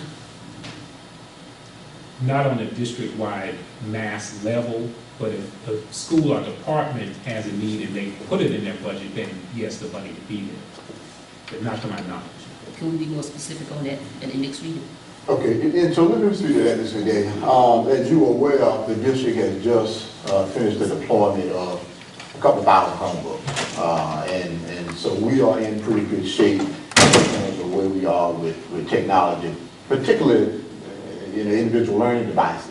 We'll probably be at a point where we'll need to refresh. I think I heard Mr. Miller make that. He said refurbish. I said refresh, but I meant refresh. So he's probably right. We'll probably be at a point, Mr. Daniel, where we'll have to probably put some refresh funds, for lack of a better word, after a couple of years when it's time to really do kind of a mass overhaul in terms of just maintaining where we are. We primarily can do that out of the technology budget or capital budget, but we don't need a separate line item for technology to that extent because of the major investment that we just made. So we don't need it this year, is what you're saying? Yeah. Well, we shouldn't, Ms. Hart. We just purchased that many devices. We shouldn't be purchasing that many devices again. Did I hear you correctly? We still paying me for? Yes, ma'am. My eyes weren't deceiving me. And how much are we budgeting for them? I think, and I'm trying to get there quickly, I think it's about 551,000. Yes. For how many students? I think about 100, roughly 150. And how do we verify those students? We verify that through our attendance office. We receive a list from Chester, and our attendance office verifies all of the students on the list. How do they verify them? I'm not sure. Well, Mr. Day, what happens is, Chester sends us a list of student names and addresses. To a certain extent, it is somewhat of an honor system, I guess. I'm not going to suggest that Chester would make up names and make up addresses. So we generally have some dialogue when we dispute whether students is within the actual zone where we're supposed to provide funding or not. But primarily, if Chester sends us a name saying that J.R. Green lives on this street, and we verify that that street is there, then we provide funding. And I'd like to add to that, I can say that for the last payment we made during the verification process, we did discover 3 students that didn't belong on the list. And Chester, they agreed to it. So I think the verification process is valid. I had a great concern that the same law firm that represented us was also representing Chester. And I asked several times, I'm going to ask you guys to do it again. And if I get my experience here, I'm going to bring it to her attention. We should be able to, we should be allowed to have that list verified through the State Department of Education through the, what is it called now? They changed it a couple of years, the SASE system, or what it was called? Power School, yeah. So have we even made any attempt to try to, or can we make an attempt, or do you mind making an attempt to see if that can occur? What I would say, Ms. McDaniel, I guess we would probably need to revisit exactly what the legislation requires. And so the legislation is probably pretty specific, would be my guess. I'd have to look into it in terms of what documentation Chester has to provide in order for us to provide the funding. But to answer your question, we'll be willing to explore that, but I'll say some of that will be driven by whatever legislation that was passed.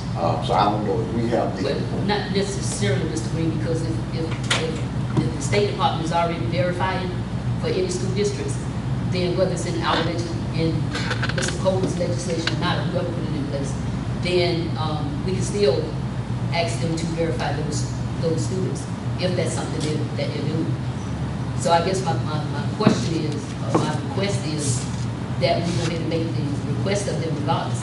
I mean, the legislation can't prohibit you from going the extra mile to make sure that we're not sending money over there where students do not exist or where students are no longer in their school. And so, Madam Chair, it's what I'm saying is, I'm not telling you that that can't be done, Mr. Daniel. I'm just saying that we would need to review really what the legislation requires them to do. And I understand you saying even if it doesn't require them to do it, we can still ask them, and they can say yeah or nay to the legislation that requires it. Correct. I'm just saying, I don't think we can make a difference. So is there a problem with us going on checking while at the same time we read the legislation? We know you gotta do an iPad and put the. I'll probably. We'll move on. Yeah, but I'll look into that and see whether there are any additional verifications that we can do. I mean, that's a lot of money, and we also need to look at when and or if it ever ends. I mean, I'm just not understanding why at some point it does end. You got it. Yeah, because it seems like we just get the invoice and we just paying it, which is the same thing that got us in the mess before. The invoice was coming and paying it, until a superintendent saw fit to say no, and then created a worse mess. But. Well, and I'm not looking at legislation, Madam Chair, yeah, I'm not looking at legislation, Mr. McDaniel, but I mean, I do remember because that was during the early part of me arriving that the district did appeal the decision. The appeal was not successful. So my understanding is that it exists.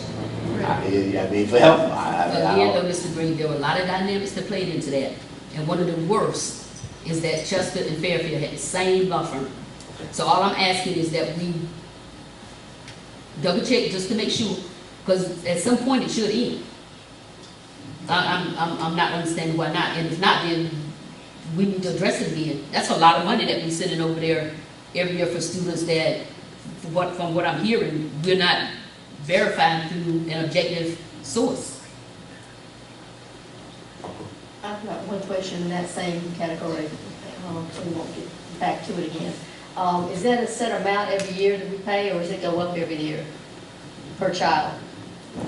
No, ma'am, it's based on a formula, and that formula, just in general, has to do with the amount of revenues, local revenues that Chester generated in the prior year. So it's number of students and their revenues that determines how much we're going to pay. Oh, okay. Thank you. Madam Chair, I have one question. Yes.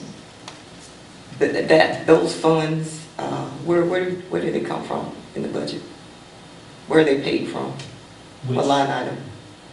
The funds to Midford. Well, I guess I should ask which fund. Do those funds come from general fund money? Those payments come from general fund? Yes. And I think that the concern is, if you've lived in this area, you know the capacity of the schools in those areas. Well, we'll wait for Mr. Green's information. That's fine. Thank you. All right, we've got a motion and a second. Can we? One final question, one final thing. Can I ask one? Yeah. I just want to ask one. It's not about You Midford. could have asked it before I even It's not about started. Midford. I read the Supreme Court case. Okay, that thing's gonna last forever till law changes. Well, But law. anyway, my question is, Mr. Robinson, the increase in revenues, and I think I ask you the same question every year, and I apologize, but I will ask you the same question again. The increase in revenues is essentially coming from a $1.8 million increase in non-residential taxes that we're expecting. What, and I'm going to attribute it to your number because you're the one that gave it to me, but it might not be your number. What are you basing that increase on? That's based on really two things. First of all, I look at the property values that were generated for the revenue we're receiving this year. And just based on the millage rate calculated, and that's the number that I came up with. But I kind of verify that with about how much we're going to receive in local property tax revenues for this year. And that's kind of a check to make sure that that's a solid number. Okay. Thank you. Okay, one last question. We need to move on. I've got two here, please. On the, do we have, I see on here that we spent, I guess it's for subs, sub and temp teachers, I guess, that we spent $75,880. but it's showing we're budgeting 518,412. Is there a reason for that? What page is that? What report? It's on the expenditure report on the first page. It's numbered 112.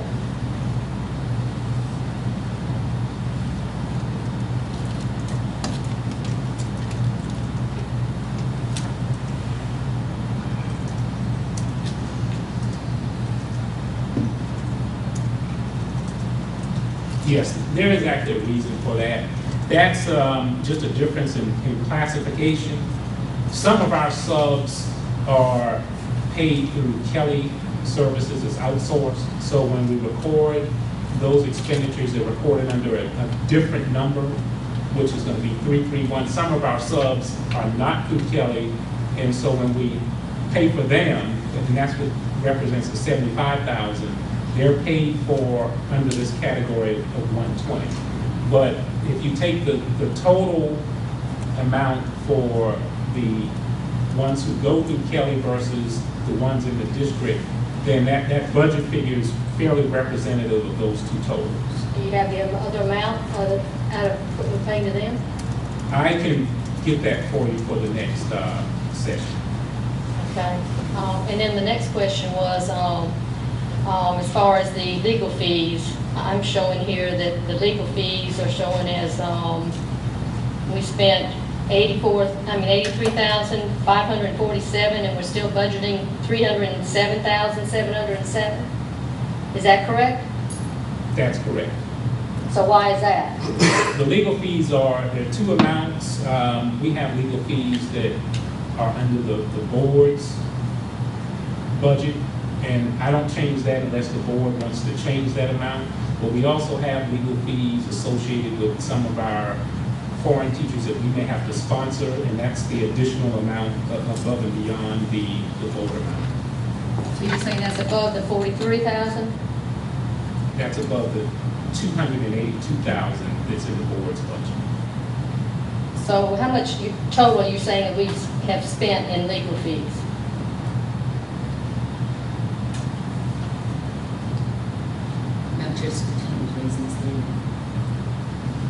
And I just want to, Madam Chair, Ms. Hall, and so since this conversation was referenced earlier, obviously we have done a better job in terms of reducing legal fees over the last couple of years. But also, obviously, we have had legal fees somewhere in that range in previous years.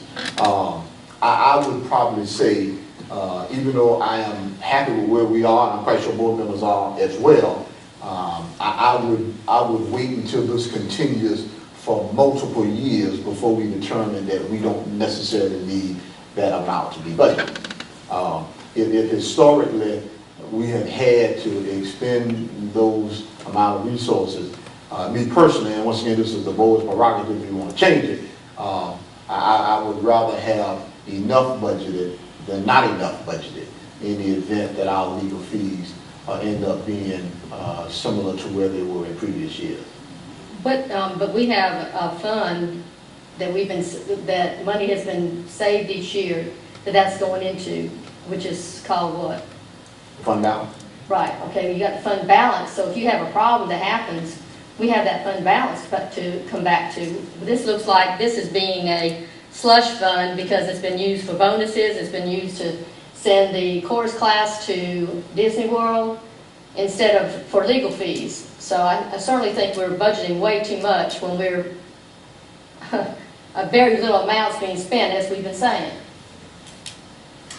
Okay, Ms. McDaniel? I'd like to put that on the record, please. It is. Ms. McDaniel? Madam Chair, I was just going to ask that when we go over the budget, for the budget work session, can we have the strategic plan in front of us so we can see how the budget correlates with the strategic plan? Okay. Madam Chair, Yes. for the work session as well, Mr. Robinson, could we get a breakdown of legal expenses for whatever we may be utilizing for foreign teachers? That's the first I've heard that that portion of the budget is broken down in that manner. So maybe the last expenses for the last 2 or 3 years, we'll just say 3 years, expenses for the last 3 years, just showing what legal fees the district paid in reference to foreign teachers. And also, I sent a request today, Mr. Green, it was a little late, you may not have gotten it, in reference to us receiving, before that budget work session as well, the original budgets submitted by the principals and department heads, just to compare that information to what's actually placed in the budget. I think it may just correlate with Ms. McDaniel's request for the strategic plan, but all of that information I think would be good in just going over the numbers on the budget. And so let me speak to that, Ms. Harrison. In terms of, I think you indicated budgets that have been presented to me by principals is what your email said. So principals are not presenting budgets to me. Okay, go ahead. Well, I may have utilized the wrong words. The budgets, the original budgets that were presented.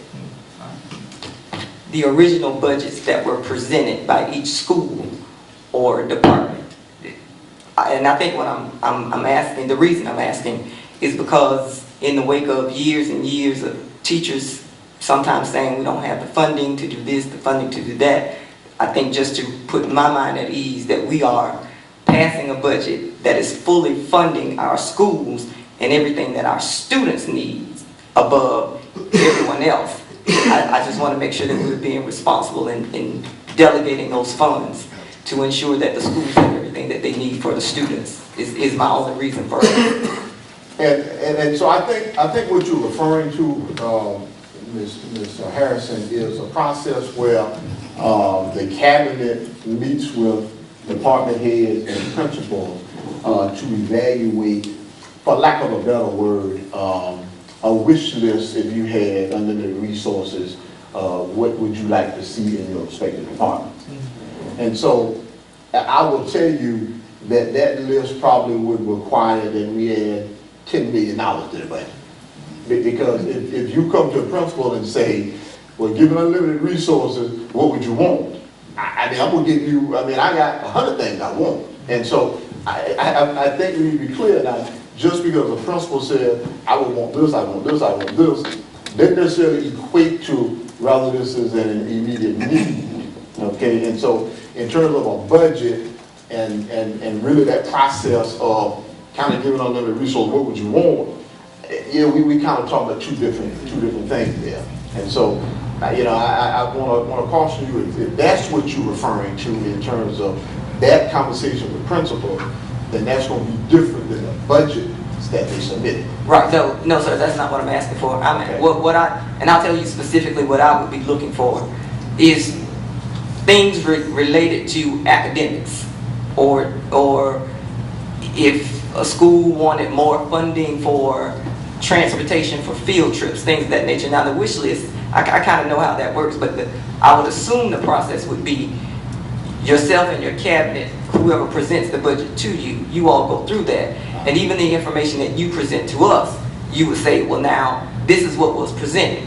According to our strategic plan, the plans of that principal at that particular school, these are the things that we cut out. I'm not saying that everything that someone requested should be in the budget. What I'm asking for is what was requested, what we may have approved or denied, and why, and how it all fits into the budget to fit into the strategic plan, if that makes sense. And I guess what I'm trying to convey is that we don't necessarily have a process that differentiates between a wish list and what you consider to be essential. So as a principal, there may be some things that I present that I think are absolutely essential to the instructional program immediately, and then there are some things that I would say ideally, given unlimited resources, I want to have. So, in terms of making that kind of distinction, we don't necessarily have two different processes where one presentation is kind of give me the core academic things that you think are absolutely essential, and kind of give me the things that you love to have if you could. Okay, and I don't know if I don't know if what I'm requesting is getting lost in translation. I wouldn't think we would have two different processes, but I would think what is needed in the classroom takes priority. A wish list to me, I mean, top of my wish list would be the new Jaguar, but tires for the current car that I have is a priority. So if that's not the process that we're using, could we possibly look at changing the process? Because our priorities need to be making sure we have enough funding in those classrooms to make sure whatever our students and teachers and principals need, that we're meeting them. The wish list, I mean, I'm not knocking a wish list. Everyone should have a wish list, but wish lists, of course, are things that are subsequent once you've taken care of the essentials. And I just want to be sure that we are passing budgets that take care of the essentials. Unfortunately, and I hope my principals don't shoot me, I'm not too concerned about the wish list. I want to make sure they have enough funding to get done what it is they need to get done in their schools. And I'm saying principals, but each department, curriculum, human resources, every department. I just want to make sure we're taking care of business, so to speak, before anything else. And one final thing I can say, Ms. Harrison, I can absolutely attest that we are providing enough support for principals to deliver a very, very sound instructional program. And I guess I always kind of look at it from a principal perspective, since I sat in that seat at one time. But you know, so when you say, you know, you want to know things from an instructional perspective, you know, one thing that I used to always want to have when I was a principal was enough staffing to where I could have common planning for each one of my core content areas. You know, that's what I want, enough teachers where I could always develop a master schedule where I can have ELD having common planning, math having common planning, so on and so on. Well, that's ideal and that's good, but that's not necessarily something that I could make the argument is essential to have to develop a sound instructional program. So I just give you that example to say, even though somebody may present something from a curriculum perspective, you know what I'm saying, it still does not that it's not a good thing. The question is that something that's absolutely essential to fund immediately, is my point. But I'll try and work through it. You're probably correct. There's some tweaks we may need to look at in terms of our process. And that's really all that I'm asking. I mean, I know that, I guess what I'm asking for in reference to the example that you've just given is explanation. If it is something regarding curriculum and we had to say, no, that's not essential at this time, just an explanation of why it's not essential. Basically that's what I'm looking for. All right, yeah, we'll put something together. And Madam Chair, I think a lot of that was answered, you know, when we look at the correlation of the strategic plan with the budget. Even though it won't show exactly what they requested. Madam Chair, I have one question. Can you tell me the $1 million that was transferred from the debt service to the capital expenditures, what exactly that was? It was $4 million? And I think you're referring to last year when we transferred, that was money from the general fund to capital projects. And you want to know what exactly that was? What did we use it for? Yes, sir. Actually, a good part of it we used to fund the purchase of the Chromebooks that the superintendent mentioned earlier. Okay, so that was $1 million of it. There's still $3 more million, right? Because that's what we approved, was $1 million to go to the Chromebooks.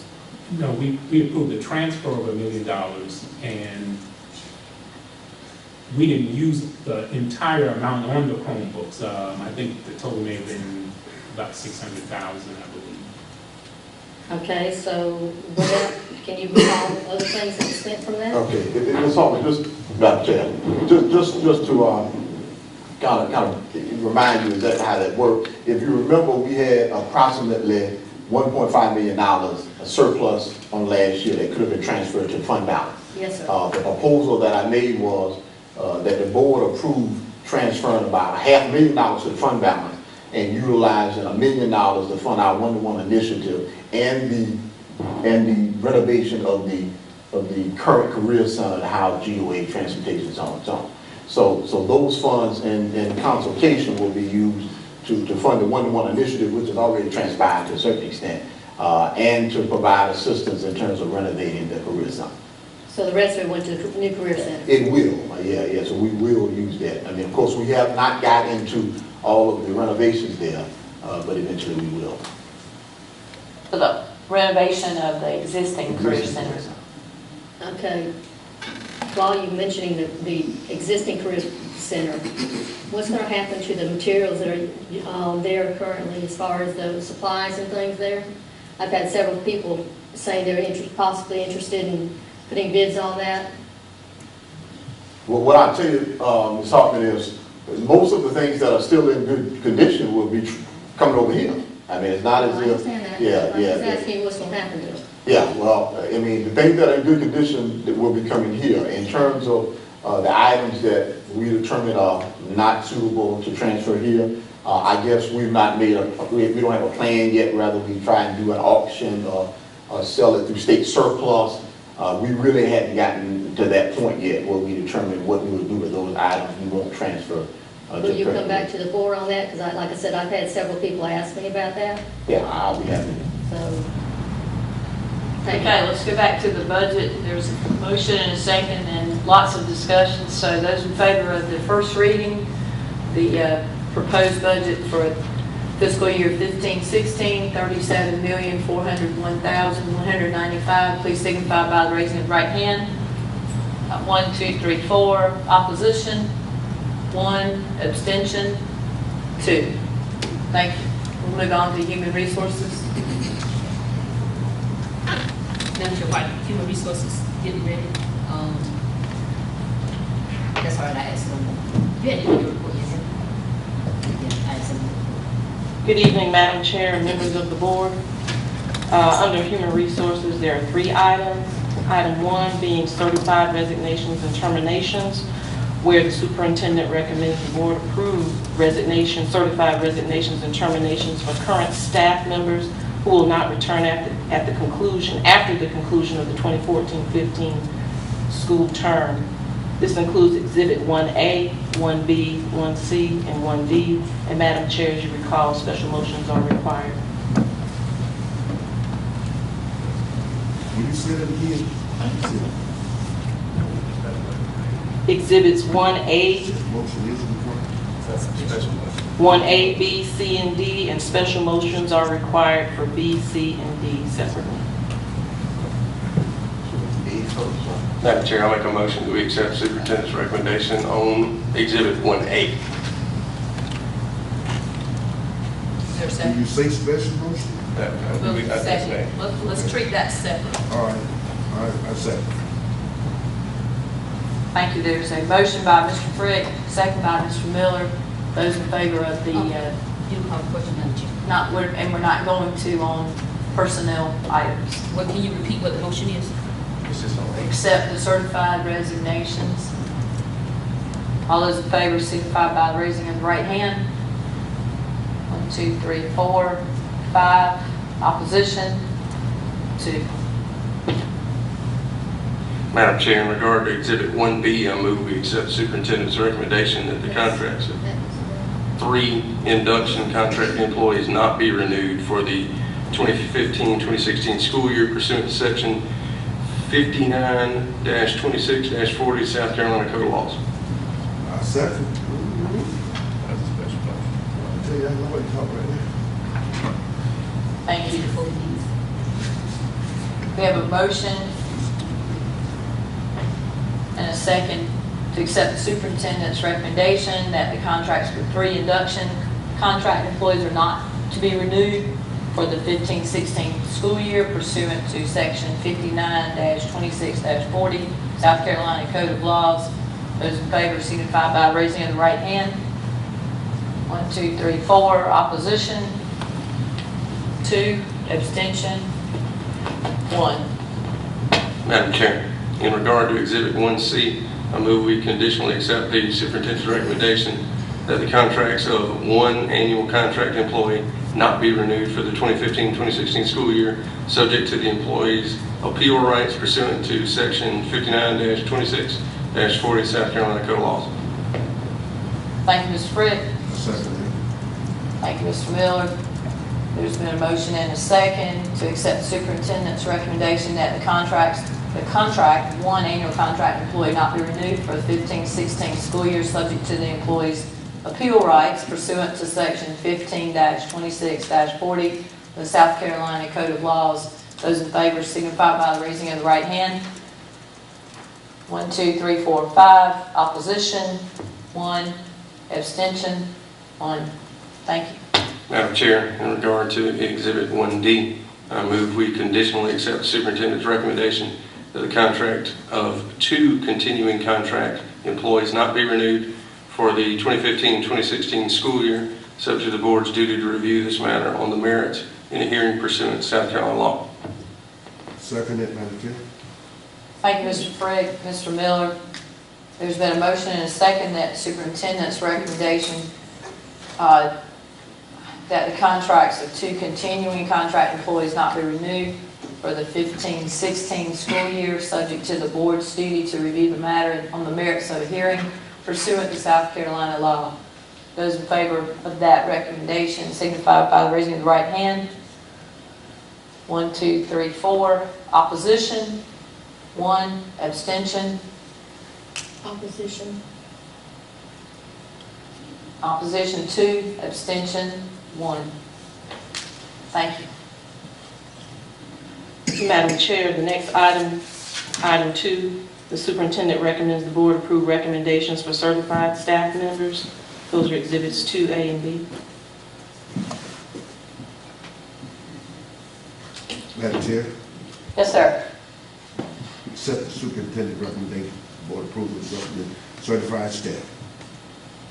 Try to get a second. Second.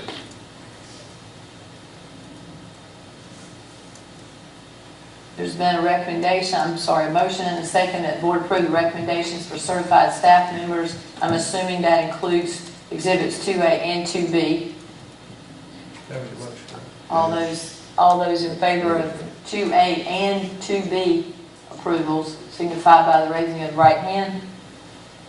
1, 2, 3, 4, 5, 6. Opposition, abstention. Madam Chair, I'm voting in favor of that motion. Seems like there were 7 then. Thank you. And lastly, Madam Chair, members of the board, the superintendent recommends the board approve administrative recommendations and terminations for certified staff members as indicated in Exhibit 3A. Madam Chair, make a motion we accept the superintendent's recommendation to approve the certified administrative resignations in Exhibit 3A. I second it, Madam Chair. Thank you, Mr. Frick. Mr. Miller. Madam Chair, my question has nothing to do with the people. Okay, well, let's get the vote then. Let's keep going. Can I ask you, since we own it, and normally we are supposed to have questions on it, my only question is this all the people, are these all people other than like retirees and anybody other than the permanent employees? What do you mean other than permanent employees? Like retirees or someone who might be long-term sub, or are these just permanent employees? These are certified staff in the district, yeah. These are the administrators. You're talking all of them we've done, I mean, we've done, No, I'm just talking about this group that we're ready to vote on. you're just talking the So that's last. the current one. I guess that would be a way of saying it. That's the one that exists at this moment. Right? But for the people, I'm just asking, are they all people who are permanent employees? Like, you know, we had to approve some administrators to come in and fill in. This They were one's just filling in. certified. Are we doing 3A now? Yeah. 3A is administrative Let's resignation. see, administrative resignation, it's a certified employee, yes. All those in favor of the motion to approve the certified administrative resignation signify by the raising of the right hand. 1, 2, 3, I got 3, 4, 5, 6. Opposition, 1. Thank you. Thank you. Who was it, one, Harris? Yes.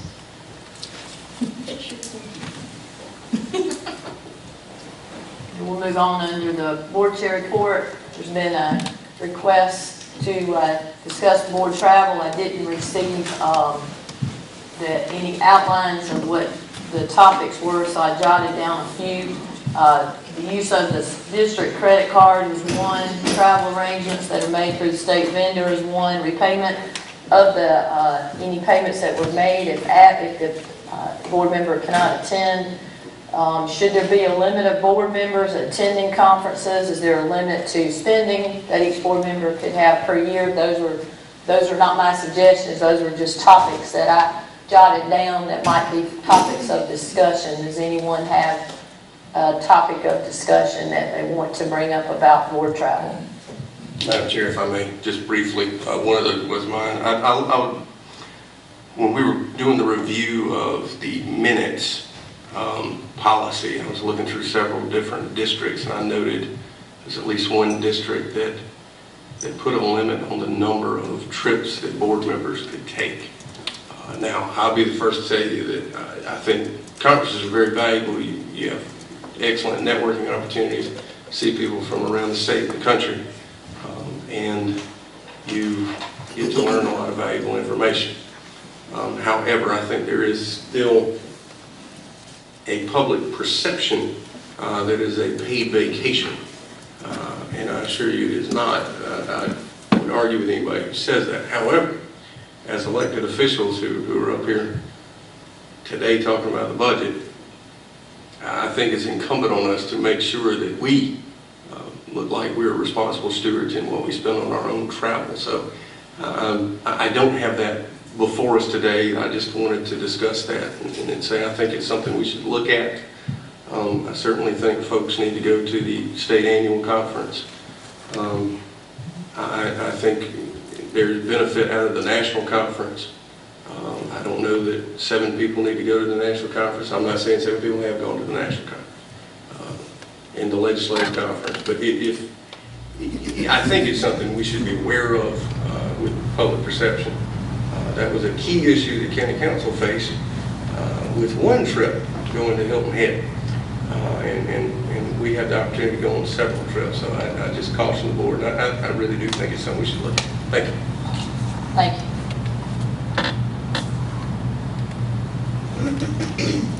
Madam Chair, the reason I requested travel be placed on the agenda so that we can come up with a methodology of ensuring that when the board does travel, that, and I hope the same thing for the staff, is that we're getting the best bang for our dollars.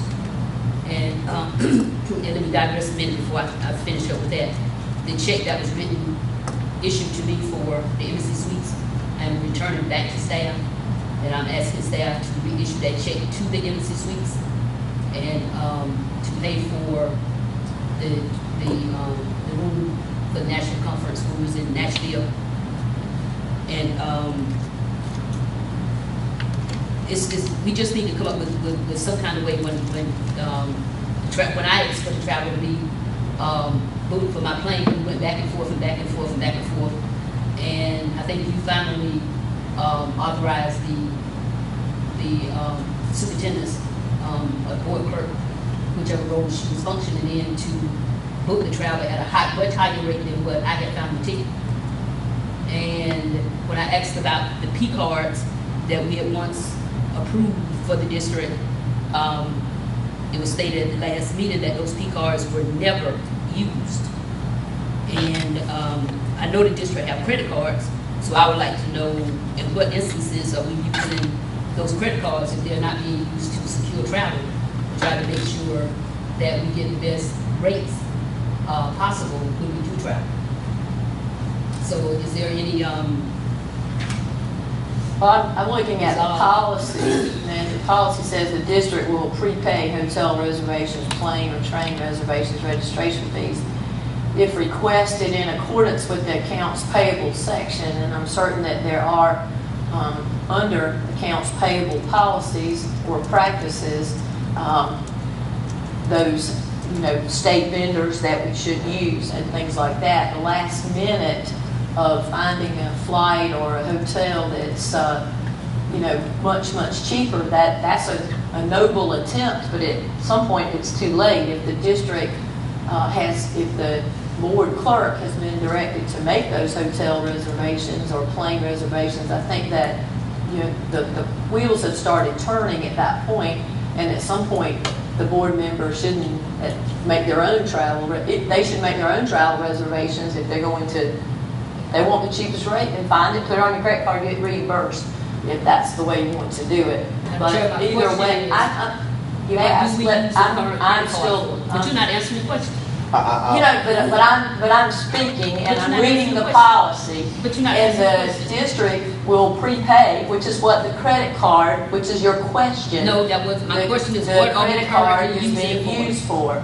Prepaying hotel reservations, plane or train reservations, and registration fees. Then why was there no limit on the credit card to secure the rooms? Now, you can sit here and you can talk about the policy, and I'm sure throughout this district all the time, rules and regulations are being tweaked or adjusted or just downright not even paid attention to when the issues are done. I don't think I'd make a big statement about rules and regulations being, you know, adjusted all the time. The policy here states that, and I'd like to say that if the district credit card is being used, we certainly need to use it in the best practice, which is to hold the reservation.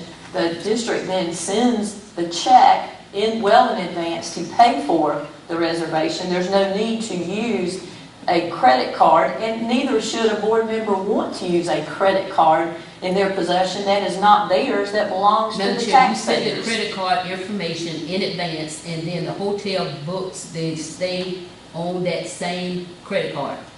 And I'm just trying to figure out, and you can sit here and go through all of this, but you know what happened before was a fiasco.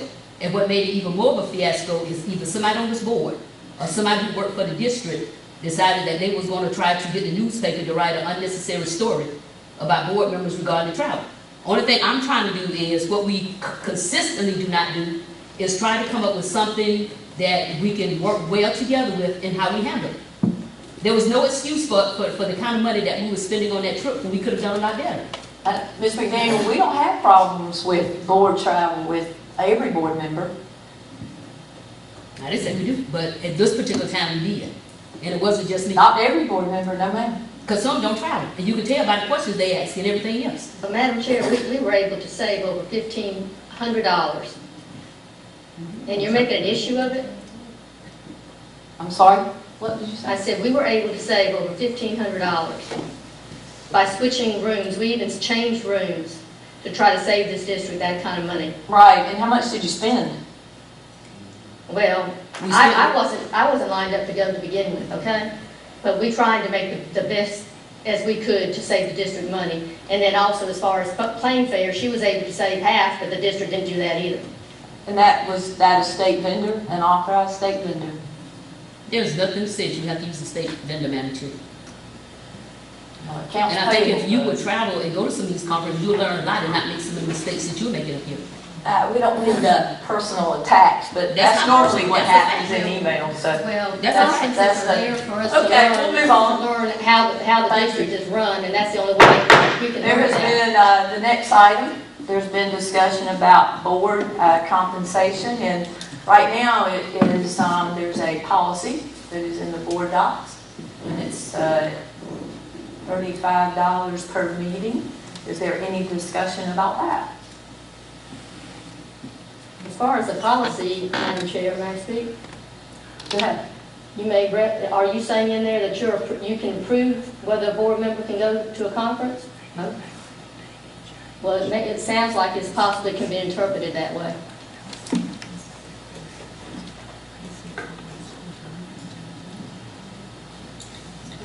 So who asked you to put this on here if nobody said anything? The board compensation. There were several people, Mr. Daniel. Anybody want to say anything about board compensation? We wanted The- to the- discuss it, we the- didn't ask for a policy. Well, we have to govern under the existing policies. So we have a policy. Are there any thoughts to amending that policy? Yes, ma'am, Madam Chair. One that been on the board for about 9 years, and the way I look at things, I think that we, as a board, it's just not about the compensation.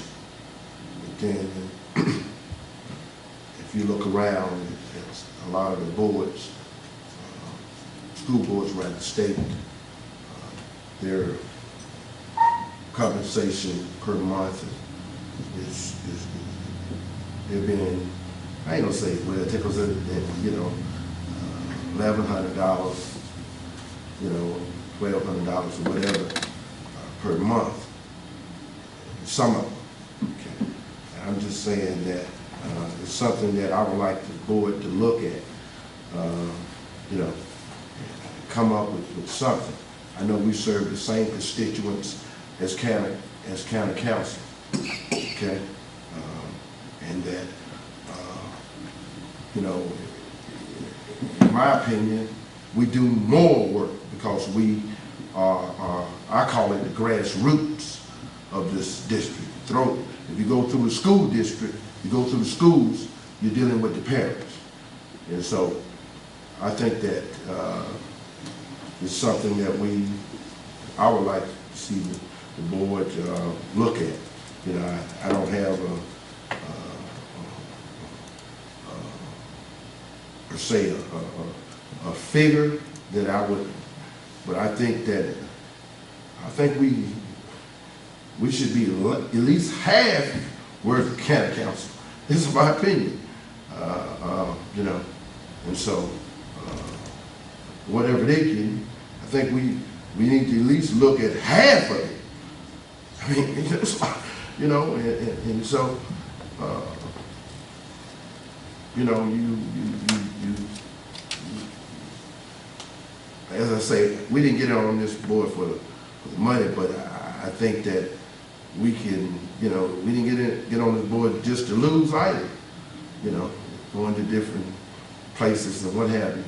And so, I'm the one that want to look into it, you know, and the board we can look into it.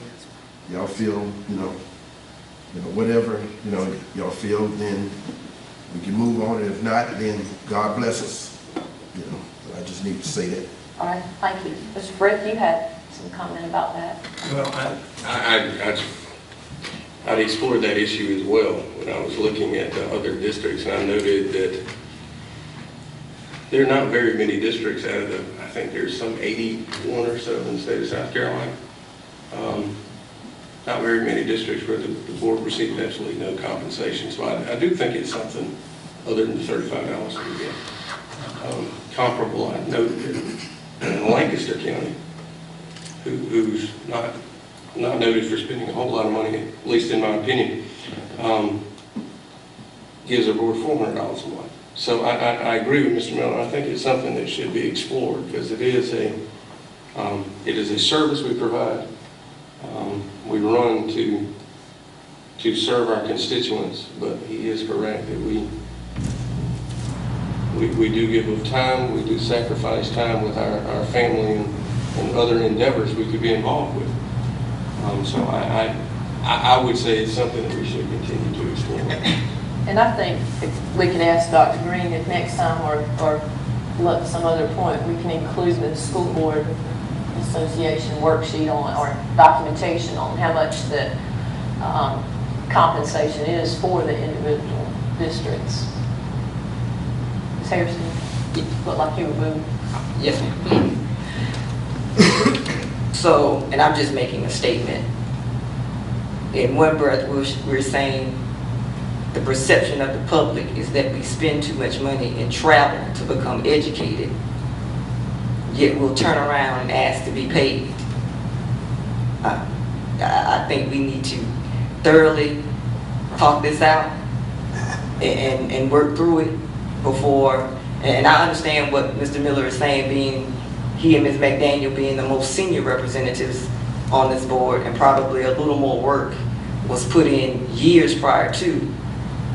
We meet once a month. If additional meetings are required, I mean, last 2 years we haven't really had any additional meetings. I just think it's contradictory. Board travel, because you have certain board representatives who travel and go places. And then you have certain board representatives who want to be compensated. Me personally, I don't care whether I'm compensated or not. So it's the perception that I don't want to put out is we're doing what's beneficial for some, and then we want to minimize what others can do.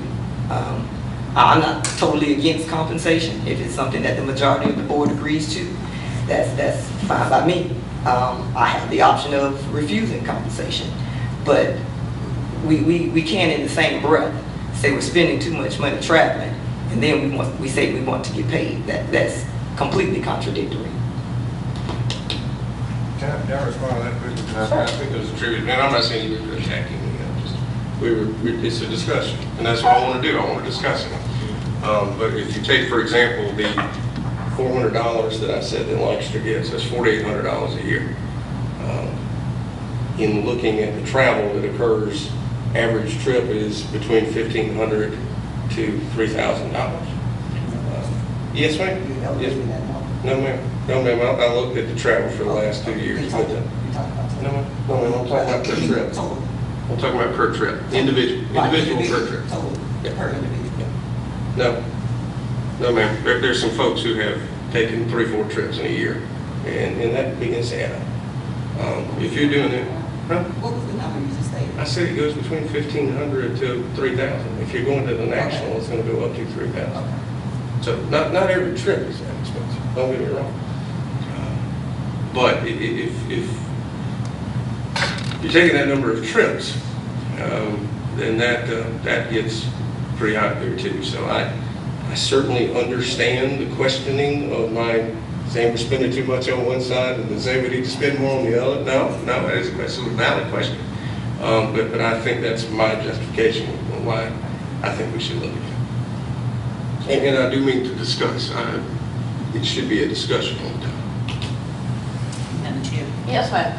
if you read the state statute, as well as talk to anyone with the School Board Association and anyone with the National, and anybody with the National School Board Association, they will tell you that boards that travel and adhere to the things that they learn when they travel are much better functioning boards.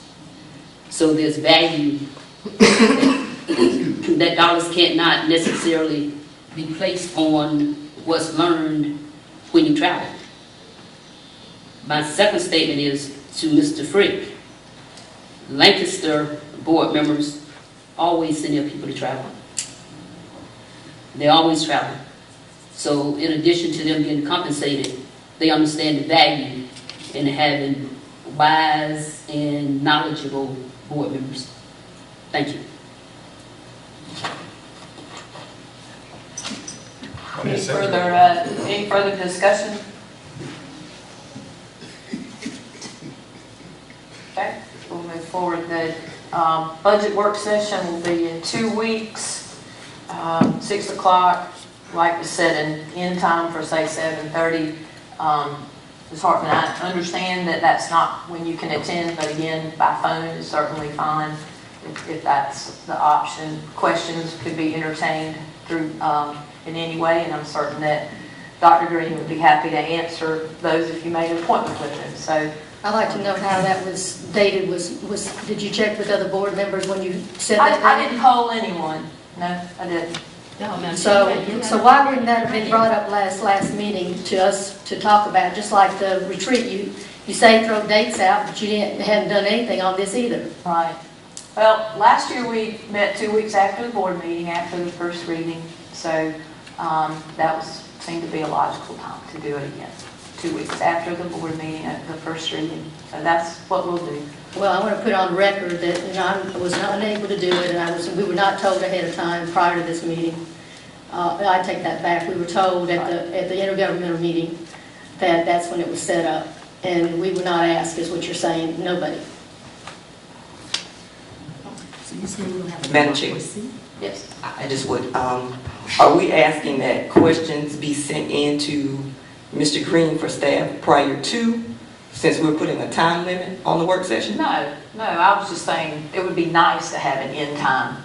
Okay, but I mean for preparational purposes, because it would be great to have questions sent in just so that we have the correct information available. Absolutely. you know, but not restricted to that, certainly. Okay. It's just an open work session. Okay, I okay, guess thank you. I guess you'll end up getting mine at the board meeting instead. Madam Chair, you saying if we send questions, we will get those answers before the board meeting? No, ma'am? We can address those at the work session, So what's the point in sending them early? so that staff might be prepared for those questions that might not be right off the top of their head. But then if they are prepared and we have a follow-up question, then we're not prepared. So why can't it work both ways? And then respond with the answer to the question so that we can have dialogue and not dictatorship. Well, I think submitting the question would be sufficient, and then maybe the expectation that it be answered at that meeting certainly would be normal. Yes, sir, Mr. Miller? Madam Chair, there's no more questions. Can I make a motion that this meeting be adjourned? Madam Chair, I got another comment, please. Mr. Miller is, Yes, it is. I second that motion. I'd like to know if we could, I had asked this in an email. Madam Chair, Can we point of have a order, second- there's can we a have motion and a reading? second on the floor. second, Madam That the meeting- Madam Chair, there's a point of order. and a second, There's a that the motion and meeting a be second. adjourned. Those in favor signify by raising the right hand. Well, I'd like to request for a second work Thank you. session. On the records.